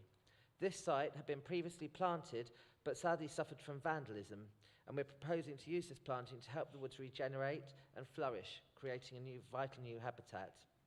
These trees are being donated to the council, and we've also secured funding for their aftercare. We're also considering requests from village and town councils in respect to the Green Canopy, but are looking at projects where trees are planted in a sustainable position and where the planting and aftercare are able to be suitably managed and funded. As an example, Ashurst Wood Village Council has recently asked to fund and maintain an oak tree on council land, and the council has been pleased to support their initiative. Work in respect of trees on council land is ongoing. For example, we recently replaced some trees on Herentide Drive in East Grinstead that needed replanting, and we're continuing to check on the trees in Anscombe Woods, where we planted 650 trees in March 2020 and a further 195 trees in 2021. Site visits have shown a significant amount of bird and insect life, plus wildflowers, and again, this is an example of our tree planting initiatives, which will be followed up again this spring to see if further works are required. And finally, I'm pleased to update members that the Turners Hill play area upgrade is completed, as is the pump track at Bolney. Official openings will follow. Work at St Andrew's play area in Burgess Hill is underway, as is the tender process for the Haywards Heath Forest Fields play area upgrade. Further playground improvements for the next round of play area upgrades will be coming through the budget process, alongside the White Park Improvement Programme across all of our towns, plus currently Sussex and Pease Pottage, which I've previously updated Council on. Thank you, and I'm happy to take any questions. Thank you. Councillor Belsey. Councillor Brown. Councillor Brown, sorry. Thank you, Chairman. We've experienced years of missed opportunity by permitting extensive new housing without renewable energy generation. Almost all dwellings built in mid-Sussex since 2018 are monuments to the failure of the existing district plan. In your reply to the public question from Jemima Edel on the 8th of December, our last council meeting, page 6 of the agenda, you declared a plan to establish new actions to ensure the council's response to climate change is refreshed and up to date. And regrettably, I don't recognise any of that commitment in the new district plan draft. You know, there's an emphasis on fabric first, and whatever it is, B-R-E-E-A-M, excellent standard. The law of diminishing returns, though, means that the more that developers put into that, the less they're able to put into objectives such as utilising suitable roof space areas to maximise solar energy collection and generation, mitigating the occupier's energy needs later. Sorry.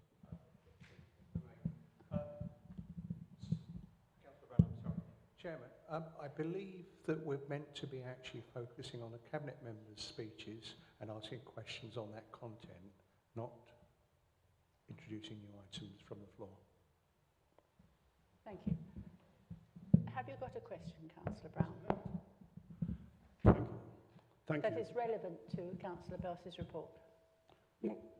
It's not relevant to his report, but it's relevant to the district plan and the commitment he made at the last council to address points on sustainability. The point is, I gave you the opportunity to ask Councillor Belsey a question regarding his report. This isn't the platform to ask. Perhaps could I just say that the, obviously district plan's not part of my portfolio. I think we did previously raise, in my response to Ms Adele, about the fact that we are preparing a new sustainable economic strategy, which will be coming forward over the next few months, and which many members, or some members of this council, are part of the working party to create, which will address a lot of those issues. So perhaps we could defer this discussion until the recommendations from that working group and the strategy come forward, and we've actually got something that we can review and tangibly discuss, if that would be suitable. Thank you, Councillor Belsey. Thank you, Councillor Belsey. If I have no further questions, I'm going to move on to the Cabinet Member for Community, Councillor Webster.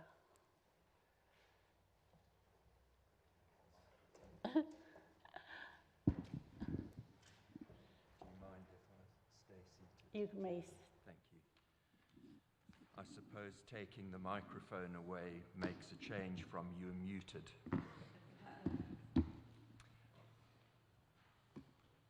Members will have seen the new environmental services fees for 2022-23 in MIS last week.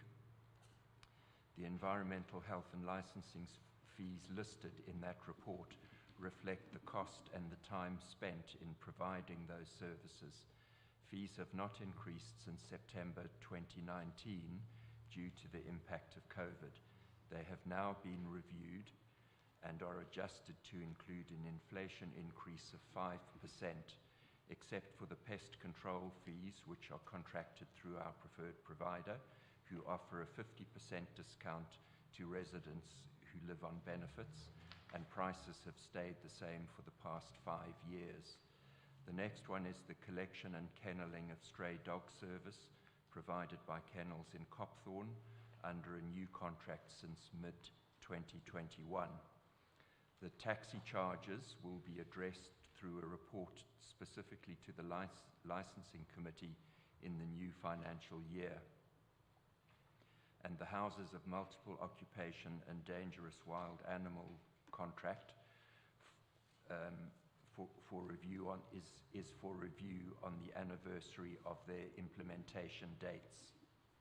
The procurement process for the Council's community and voluntary partnerships agreements have now been completed, and the successful bidders have been notified. These contracts include activities for older people in Mid-Sussex and the community and voluntary infrastructure support in Mid-Sussex contract. The Citizens Advice contract ends shortly, and West Sussex County Council is dealing with this in partnership with the districts and boroughs across West Sussex. Chairman, I anticipate a busy year for partnership working with a wide range of organisations to support, amongst others, the most vulnerable in our communities. As the leader has said, we also have a truly amazing achievement for our communities to celebrate in Her Majesty the Queen's Platinum Jubilee. £25,000 has been set aside to match fund celebrations of this very significant landmark in communities across Mid-Sussex. Details of these grants are published in MIS today. To end a busy week, I will be attending the Police and Crime Scrutiny panel this coming Friday, where the Police and Crime Commissioner will present her budget and precept proposals for 2022-23. And I would just like to end by reminding councillors that tomorrow is Holocaust Memorial Day, and if you can't attend a service to honour those people who have been killed in needless, in many cases, battles around the world, and particularly in the Holocaust, please spare a thought for them tomorrow sometime. Thank you, Chairman. I'm happy to take questions. Thank you, Councillor Webster. Councillor Bradbury. Thank the Cabinet Member for his report. I note he's going to attend the Police and Crime Commissioners panel later this week. Can I ask him at that meeting to raise with the Commissioner giving priority to more connectivity for CCTV cameras I'm particularly concerned about acts of vandalism in the Broad Street car park in Cookfield, and also the Cookfield paddling pool, splash pool, which is, has been the subject of vandalism in the past. And indeed, it's frustrating that we've got an offer from a private individual to pay for the CCTV to cover the splash pool, which we can't take advantage of because the police are being tardy in connecting such devices for scrutiny. Thank you. Councillor Webster. Thank you, Chairman. I most certainly will do that, Councillor Bradbury, and I will also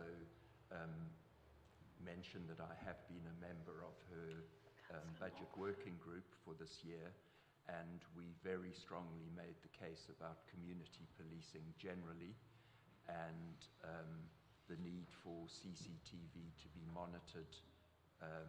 But unfortunately, the police at this point in time do not have the capacity to monitor every CCTV camera across the whole of Sussex. So if anybody wants to report a crime, they need to have a time and a date, if possible, so that the appropriate CCTV imaging can be accessed. Thank you, Councillor Webster. Councillor Ellis. Thank you, Chairman.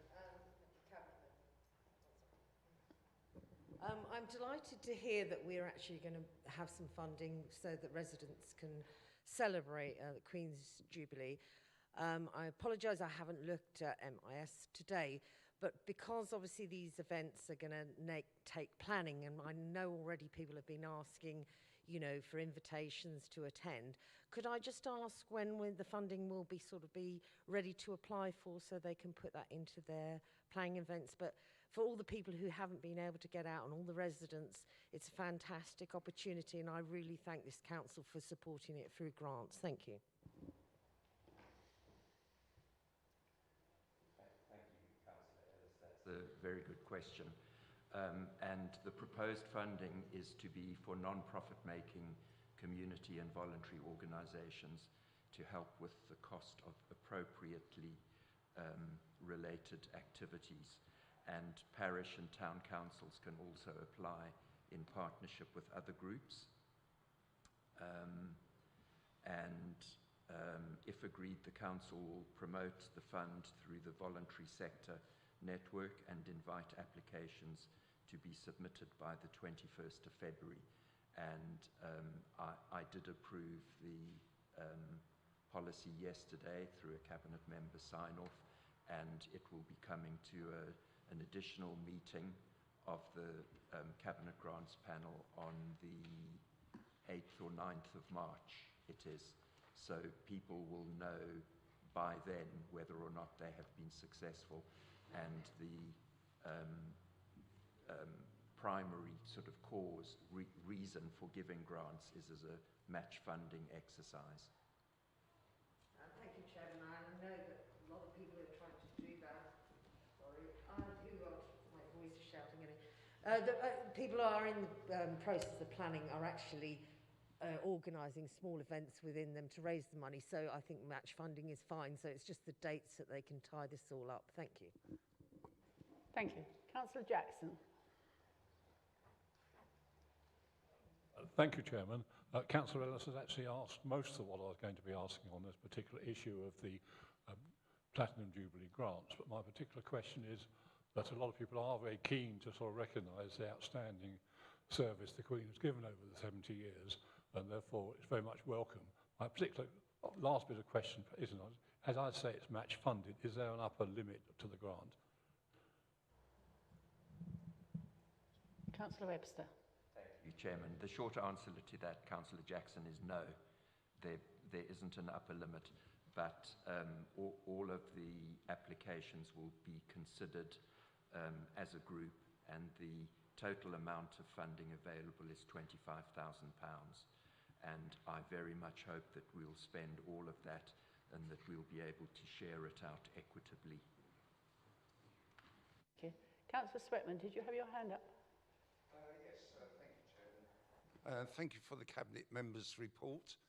I know we had a recent conversation with reference to the CCTV camera by the pavilion at Eastcourt for its final installation.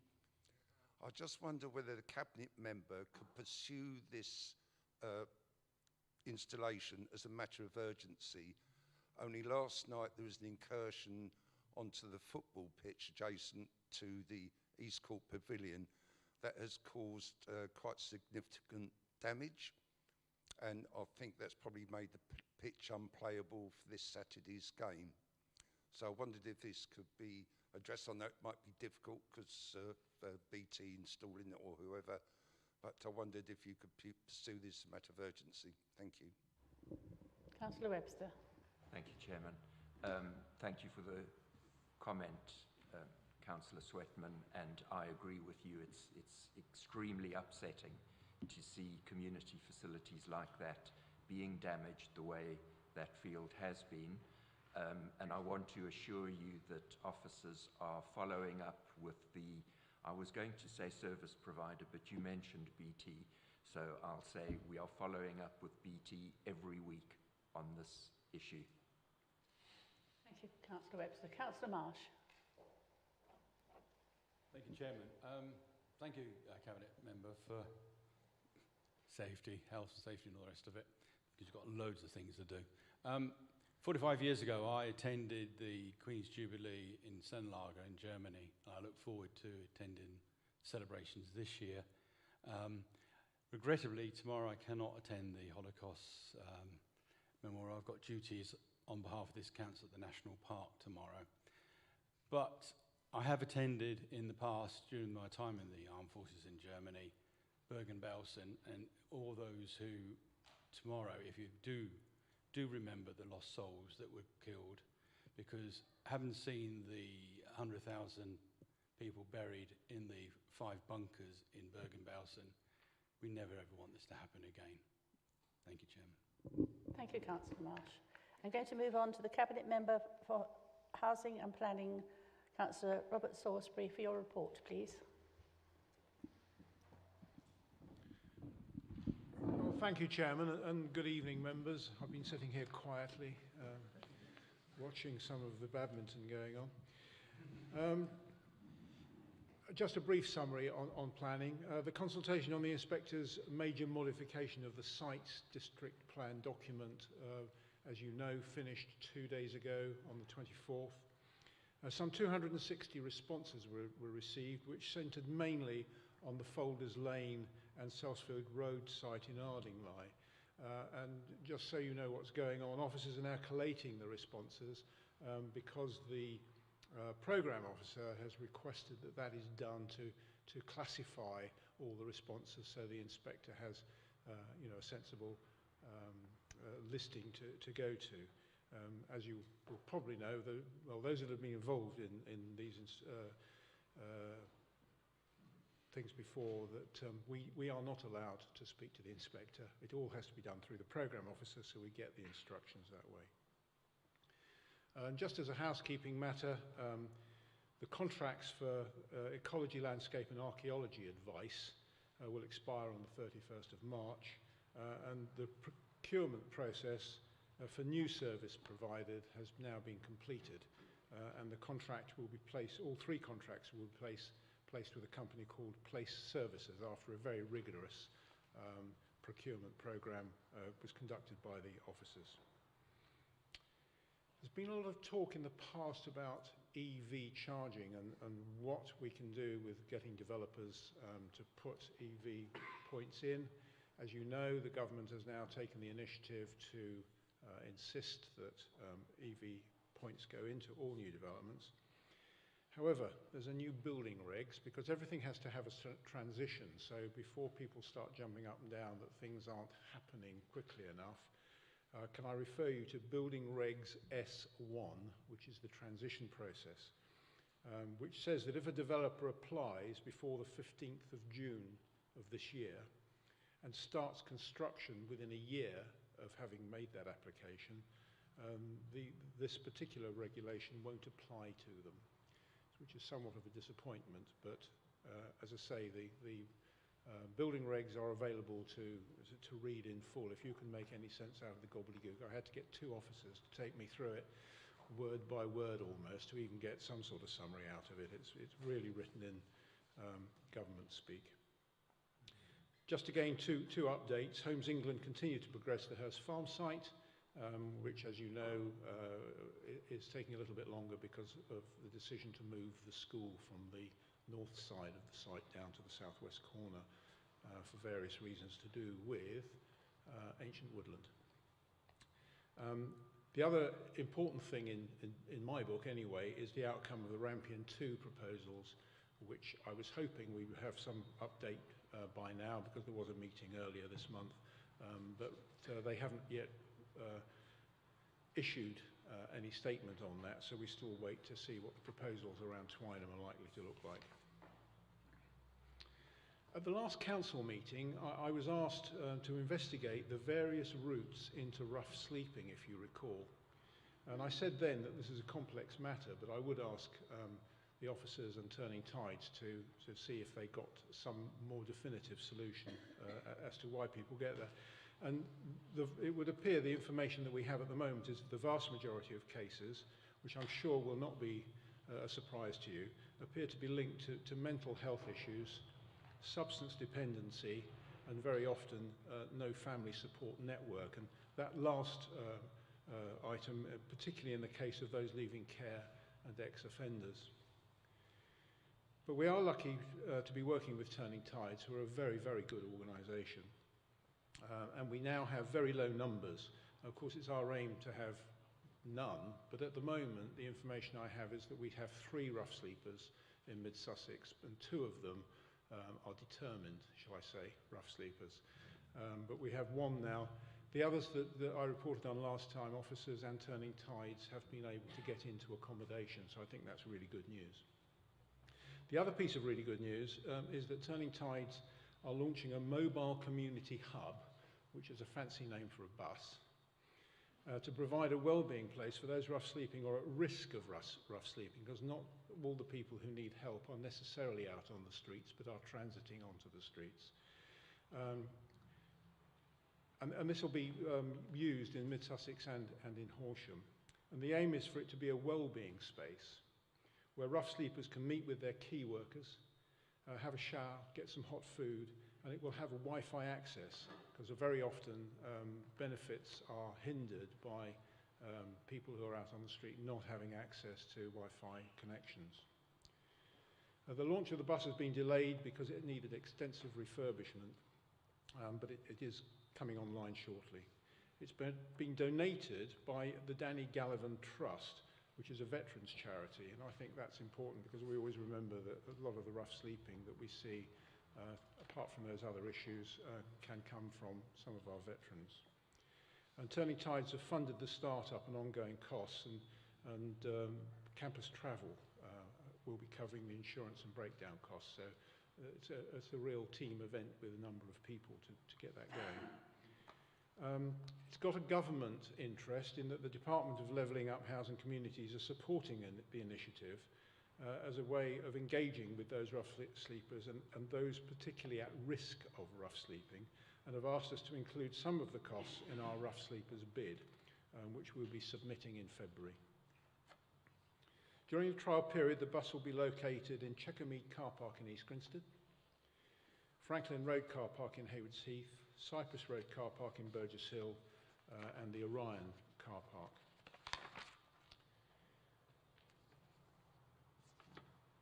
Turning to affordable homes, I'm pleased to say that between April and December, 257 affordable homes were delivered, which is very good news, and I'm sure will be warmly welcomed by those families who've been able to move into them.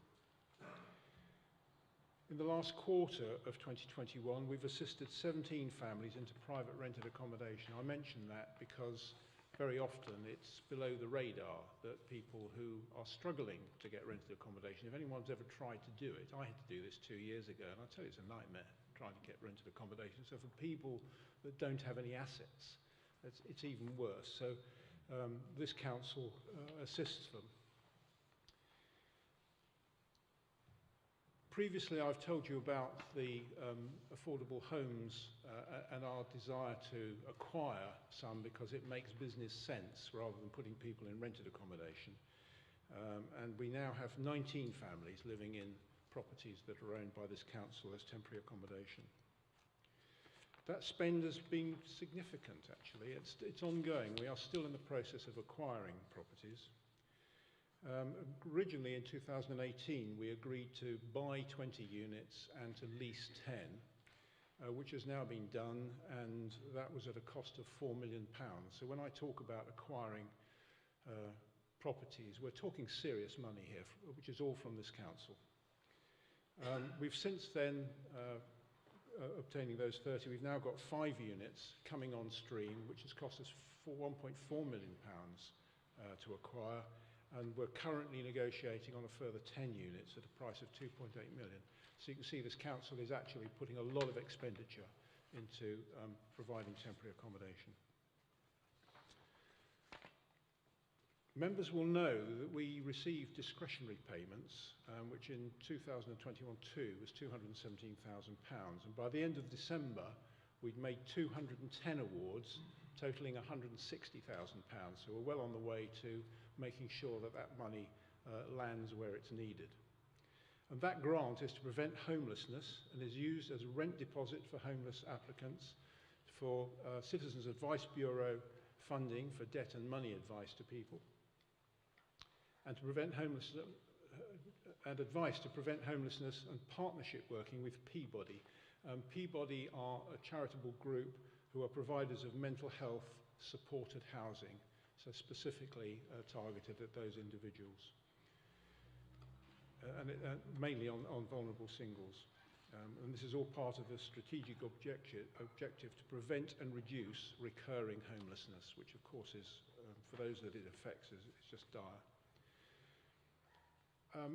People wondering about the furlough scheme and the impact on us. You know, I mean, we were talking earlier, someone was raising a question about Gatwick and you know, looking at employment there. I have to say that I, and in conversation with officers, had expected the end of furlough to bring us quite a significant increase in applications. But since the furlough scheme has ended, we've not seen a major increase in numbers so far. We hope that continues and that people are managing their way out of that. Although the number of families seeking temporary accommodation has risen sharply over the period of the pandemic and is actually unprecedented for this council, there are currently 128 households in temporary accommodation over the last 2 years. Last year it was 119, so there's a gentle rise if you like, but this compares with pre-pandemic numbers of fluctuating between about 34 and 60. So you can see that's quite a significant increase of people looking to access temporary accommodation. The one thing that gives us a warning about what's going out there is that there are reports, and I'm sure you've all heard them, but the officers have been picking up from various community groups of the increased number of working households using food banks, which is something that needs to be kept an eye on because it's an indicator of what's going on socially. And I'd be happy to take questions on any of that. Thank you very much. Thank you, Councillor Salisbury. Councillor Whittaker. Thank you, Chairman. The leader this evening has mentioned the delivery of infrastructure that is a requirement 3 or 4 times. In the light of the very strong Surrey County Council recent SADPD consultation response, I think it was dated 24th of January this week, regarding particularly SA sites SA19 and 20 and the overcapacity of the A22-264 junction, about a mile from here going north. Will this district council commit to find an actual working solution?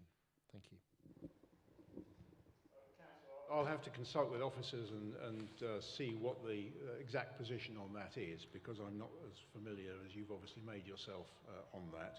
In terms of a total commitment, it has to be a pragmatic one. So this council can't commit to a solution which is written out in definitive terms. It'll be a solution which works and is within our bounds to be able to deliver. Thank you. I will take note of that now. Thank you. Thank you. Councillor Henwood. Thank you very much, particularly for all the facts. I appreciate those. So could you elaborate a little bit more? You mentioned Regulation S1 as relating to EV charging. Could you just elaborate that a little bit more? Thank you. Thank you, Councillor. Are you ready for this?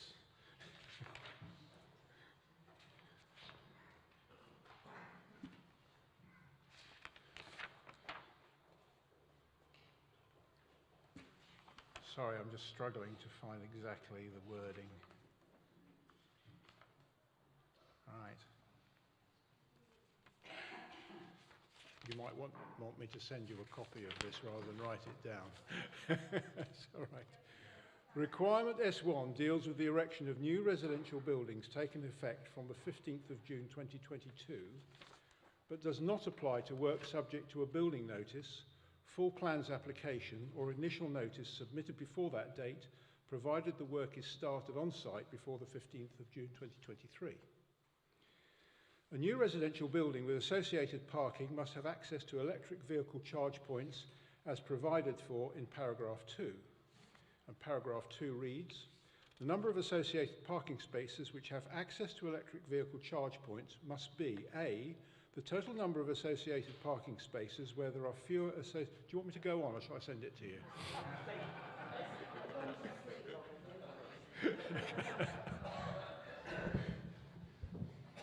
Thank you. I see no further questions. Councillor Gibson, I do apologise. Thank you, Chairman. Very much welcome the numbers on affordable homes. You mentioned the Department for Levelling Up Housing and Communities. I took a look at their website last week and I was to look at the 3-year housing delivery figures.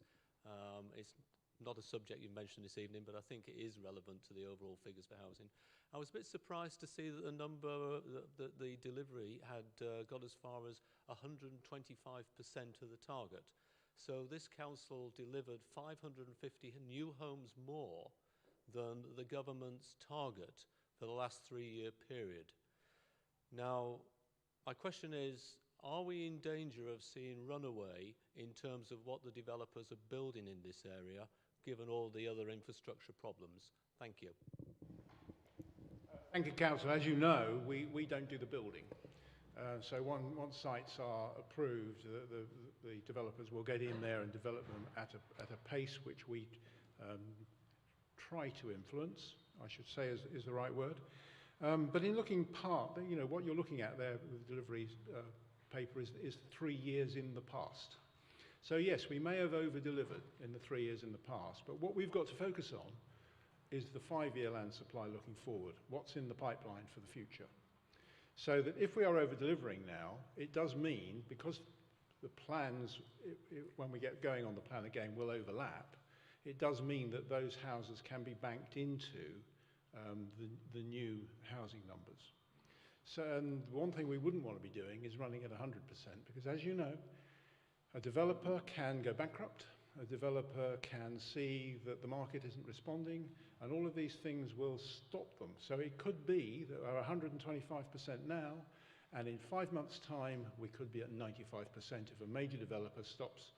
You shake your head, but it can happen. I'm exaggerating in the same way that I'm sure on some instances you take the opportunity as well.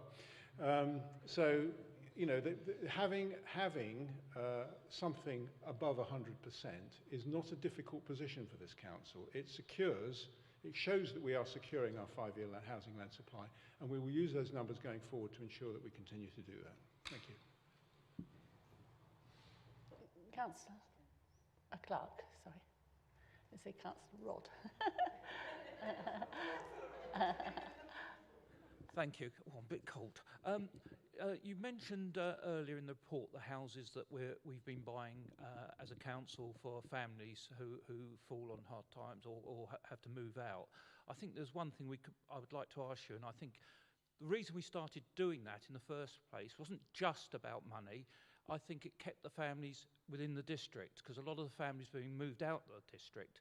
and it was causing quite a problem for those children. And I'd like to thank the council for those houses, but there is also not all about money, it's about the families as well, and staying in the district near their schools, near their other families, extended families. So it's partly a question, but it was thank you for that, for continuing with that, because I think that is fantastic. Thank you. Thank the councillor for that, because yes, I should have made a reference to that. Of course, we do have sometimes to place people in temporary accommodation which is not immediately in the district, and I think I mentioned at the last meeting, sometimes it can be in places like Eastbourne or even up in Croydon and places like that. So this does give us a better ability to keep families nearer where they are.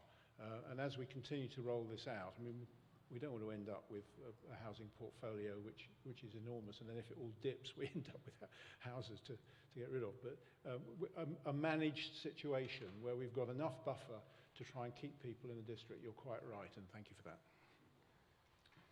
Thank you. Thank you, Councillor Salisbury. I'm going to move on now to item 11, questions from members pursuant to Council Procedure Rule 10.2. There is a maximum of 30 minutes allocated to this, so that means this meeting will end at 9:20. The allocated for this agenda item is 30 minutes. Questions have been received from Councillor Gibson, Councillor Eves, Councillor Brown and Councillor Edwards. As Councillor Gibson has asked two separate questions, I will take his first question now. If there's time after the other questions from members, I will take his second question at the end. Councillor Gibson, would you like to ask your question? Thank you, Chairman. I obviously have a vested interest in being brief. It's a fairly lengthy question, and I asked it, I put it into written questions because it includes a graph that I think councillors will find interesting. So I do hope that makes it into the minutes.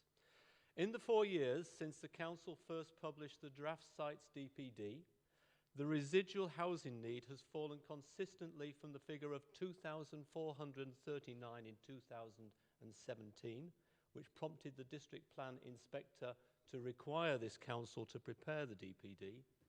The latest published figure is 797, that's from November last year.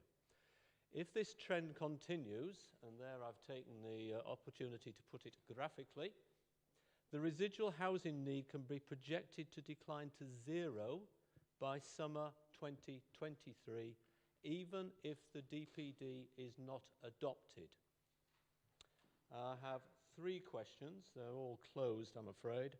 Is the leader aware of any reasons why the residual housing need not be expected to decline at the rate as it has done for the past 4 years?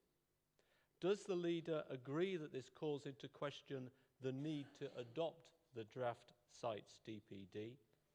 And the leader has recently supported the pausing of the district plan 2021-2038, and undertaken to write to the Secretary of State to call for our housing targets to be reset to a level more consistent with our environmental and infrastructure constraints. Does he agree that for consistency in approach, the same balance needs to be struck for the proposed 1,704 new housing sites in the DPD, and will he support the pausing of the DPD as he has supported the pausing of the draft district plan 2021-2038? Thank you. Councillor Salisbury. Thank you. I hope you won't be disappointed that you're not getting the leader to reply. The answers are yes, no, question mark, no. Okay. The numbers you quote are actually correct, of course. You've had your little, you love playing with numbers, I know that, and these are spot on.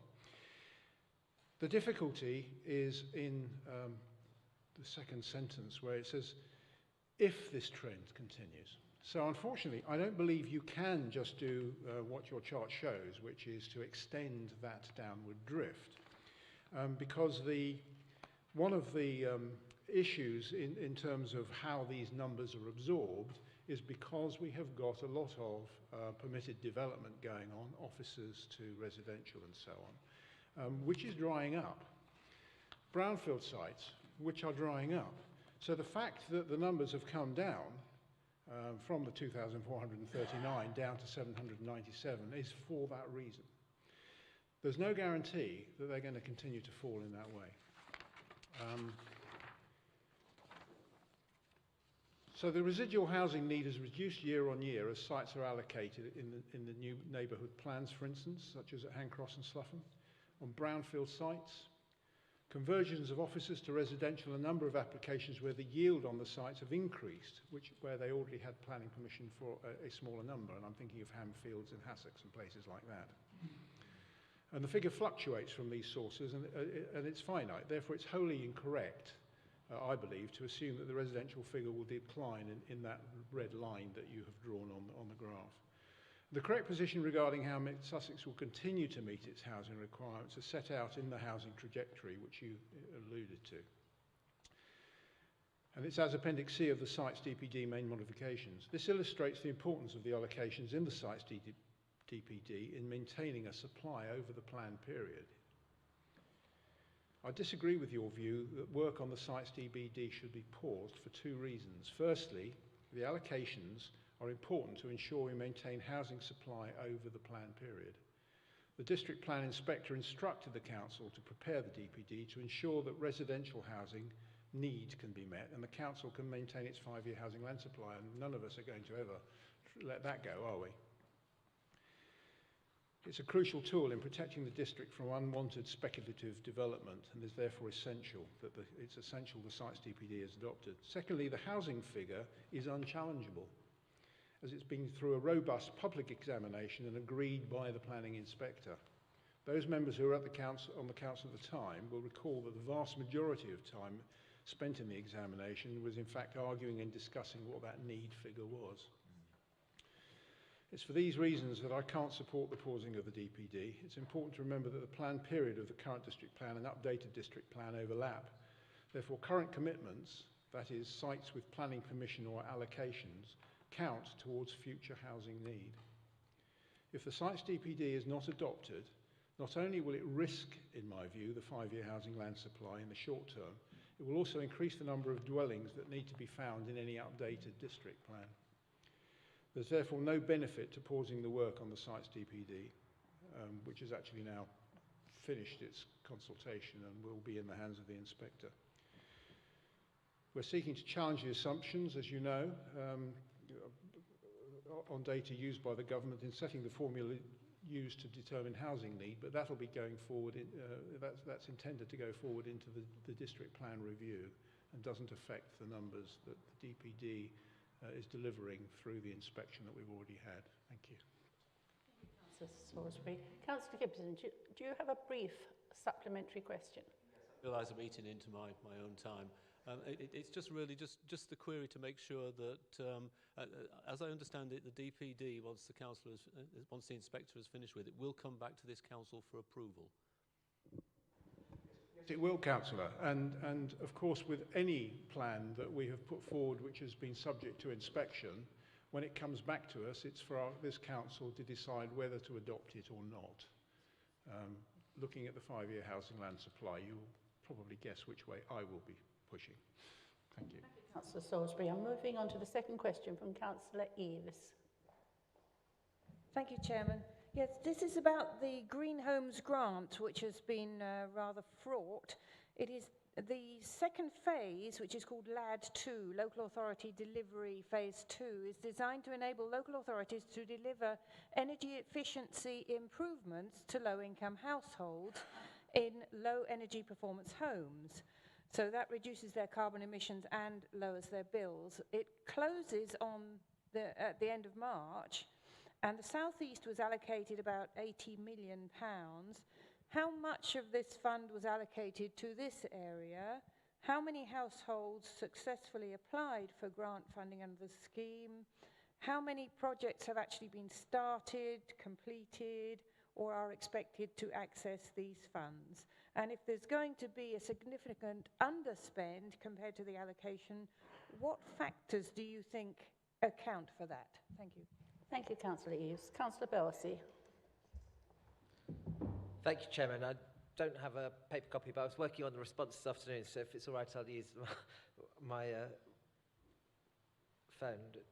I wish I had your tablet. Thank you for the question. And obviously you've identified that it's a very important scheme. You've also identified that the applications don't actually close until March 22. The fund allocated to allocated to upper tier councils. So in this area, that's got into West Sussex County Council, who've received £3,270,387. As I said, the scheme is currently in the referrals phase, so the information requested is not yet available.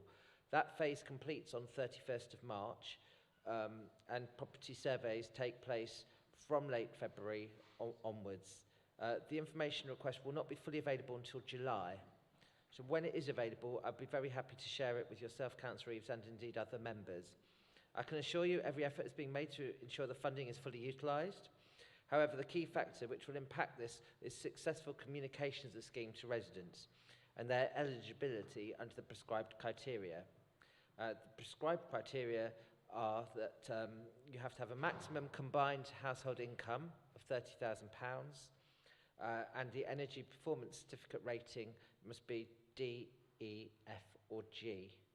It also relies on the fact that the scheme hasn't already been fully utilised with the county, which I think is the case. It'd be very helpful and much appreciated for all members to raise awareness. This is an important scheme to our residents, and so thank you very much, Councillor Eaves, for the question. Councillor Eaves, do you wish to submit a... Chairman, thank you, Councillor. Thank you very much. The third question is from Councillor Paul Brown. Thank you, Chairman. This is a question about planning application alerts.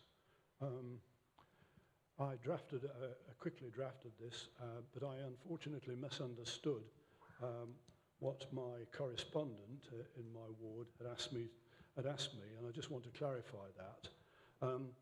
He's been registered to receive email alerts for Horsted Keynes Parish for several years, and normally the email alert system works well. But periodically it stops working, and then after a while they manage to fix it.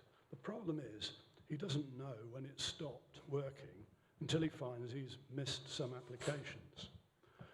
So I just go on to my second question. I didn't even know there was a facility for members of the public to get email alerts on planning on a parish basis, but it seemed to me that it would be very useful for members to have that facility. I know I get every planning application every week for the whole district, but it would be much easier to have for my own ward. Is that a feasible possibility? Thank you. Councillor Salisbury. Yes, Councillor. In fact, it's already in place and you can do it. It's just a matter of if you need some help, I'm sure officers will help you. Can I ask when your resident actually approached you about this issue? Thank you. Yes, it was the day I was preparing my questions, so that was yesterday or the day before. Oh, right, okay. Yeah. It's just that I'm a little bit surprised that we would bring a question like this to, a strategic council meeting. I feel that, some of our residents now, they say the most dangerous thing in mid-Sussex is a retired person with high-speed broadband. So, to me, whichever way you want to get your information, but if somebody wants to spend their time looking at all of those planning things, they have every right to do that. In terms of if he has an issue, if he had sent an email to the officers, or if he had made a telephone call to MSDC reception, who would have put him through to an appropriate officer, he'd actually have got a response in less time than it's taking me to answer this question. So, I would just advise that sometimes we don't need to bring issues like this to council when the answers are readily available through other means and much quicker for the resident, in fact. Thank you. Thank you, Councillor Salisbury. Do you wish to ask a supplementary question? Thank you. Okay, moving on to question 4 from Councillor Jenny Edwards. Thank you, Chairman. Has the council been approached by Centre Parks to get pre-application advice for their proposed 550-acre development at Worth? And what relevant policies are contained in the current district plan and the emerging district plan to enable decision-making for a large recreational site? Thank you. Thank you. Councillor Salisbury, yes. Okay. Thank you, Chairman, and thank you, Councillor, for your question. The answer is no. We haven't been approached by Centre Parks at all. I would say that there is information drifting around on the periphery, which are officers like spiders with their web gather in to keep us as informed as we can be. But other than that, no, there's been no formal contact between Centre Parks and ourselves. As for policies, yes, if you go through district plan document, did I bring it with me? Shall I go through it? No, I think not. Okay. There are policies. I mean, if I say DP12, DP14 and so on, as you go through the district plan, you will find that there are a number of policies. Policies are worded very broadly. So you won't find something specifically that says, here is what we're going to do about this sort of site. What you'll find is the number of policies will incorporate some of the aspects which come together to then inform us on how we approach any application were it to come forward. Thank you. Salisbury. Councillor Edwards, do you wish to ask a supplementary question? No. Thank you very much. Okay, we're moving on then to the last item on the agenda, which is a second question from Councillor Gibson. Thank you, Madam. Thank you, Chairman. Yes, I needn't have worried. Thank you to fellow councillors for being so brief. My second question is to the Deputy Leader, I wonder perhaps Councillor Salisbury is going to answer this one as well. Can the Deputy Leader confirm that the Council has received £30 million in new homes bonus since the grant was introduced in 2011?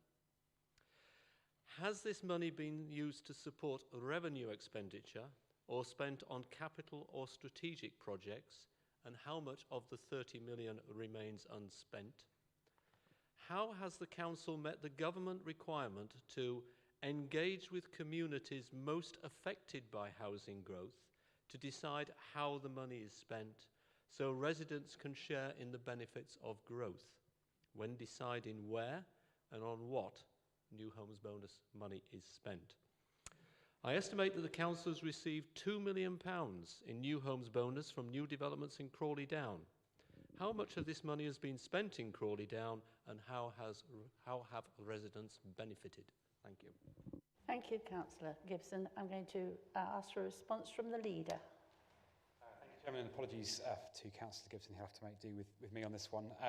Including the 2022-2023 financial year provisional allocation, around £32 million will have been received, a very significant level of financial support for Mid-Sussex from the Conservative government. And it is elected members that make decisions about how new homes bonus is spent, and we have continually done so as a council through the budget setting process, to just give one example, since new homes bonus was introduced in 2011. New homes bonus is not ring-fenced. This council has over very many years decided to use new homes bonus as part of our general reserve in order to support our capital programme and strategic projects.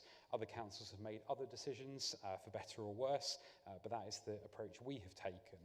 It's therefore not possible to separate out exact amounts of what has and hasn't been spent because it forms part of our general reserve and capital programme.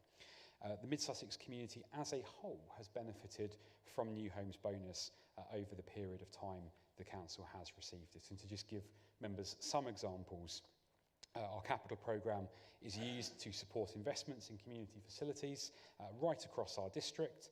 It has been used to fund the very significant multi-million pound investments in temporary accommodation that Councillor Salisbury was referring to at length earlier. And when we talk about new homes, it's also important we talk about people who don't have homes, and some of that money has quite properly been spent buying homes to support those people who are most in need. We've also quite prudently used new homes bonus money as part of the capital programme to purchase income generating assets in order to bring in revenue to support the budget that again funds the services that people right across our district expect from this council and receive. And of course most lately we've been using our reserves position to underpin through the pandemic expenditure, for example, on our leisure centres, making sure that communities, again, across our district are able to use those leisure centres as they would expect to be able to do. And this is a multi-million pound commitment from this council to be able to do so, Chairman. Have you got a brief supplementary question, Councillor Gibson? Well, I'm not sure I actually heard the answer to a couple of parts of that question, Chairman. I regret to say that the residents of Crawley Down don't feel that the £2 million has been spent in ways that, had they been given a say in it, that they would have heading that way. Thank you, Chairman. Right. Does the leader agree that the council has used the village of Crawley Down as a cash cow in terms of getting money? No. Thank you.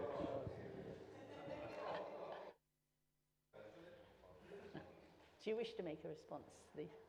Chairman, I don't know whether I want to dignify that actually with a response. So I completely disagree, and I think it's quite wrong actually to suggest that residents don't value this council spending money on things like community facilities, on temporary accommodation for people who are homeless, on ensuring we are generating income to support our services and investing in keeping our leisure centres open for our community. I would be very surprised if residents in Crawley Down don't think those things are important, Chairman. I'm going to thank you all again for your attendance. I'm going to close the meeting at 12 minutes past 9. I'd ask members to remain in place for a few seconds for the live stream to end. And as you obviously just filter as you go out to social distancing. And thank you again for your attendance this evening. Thank you.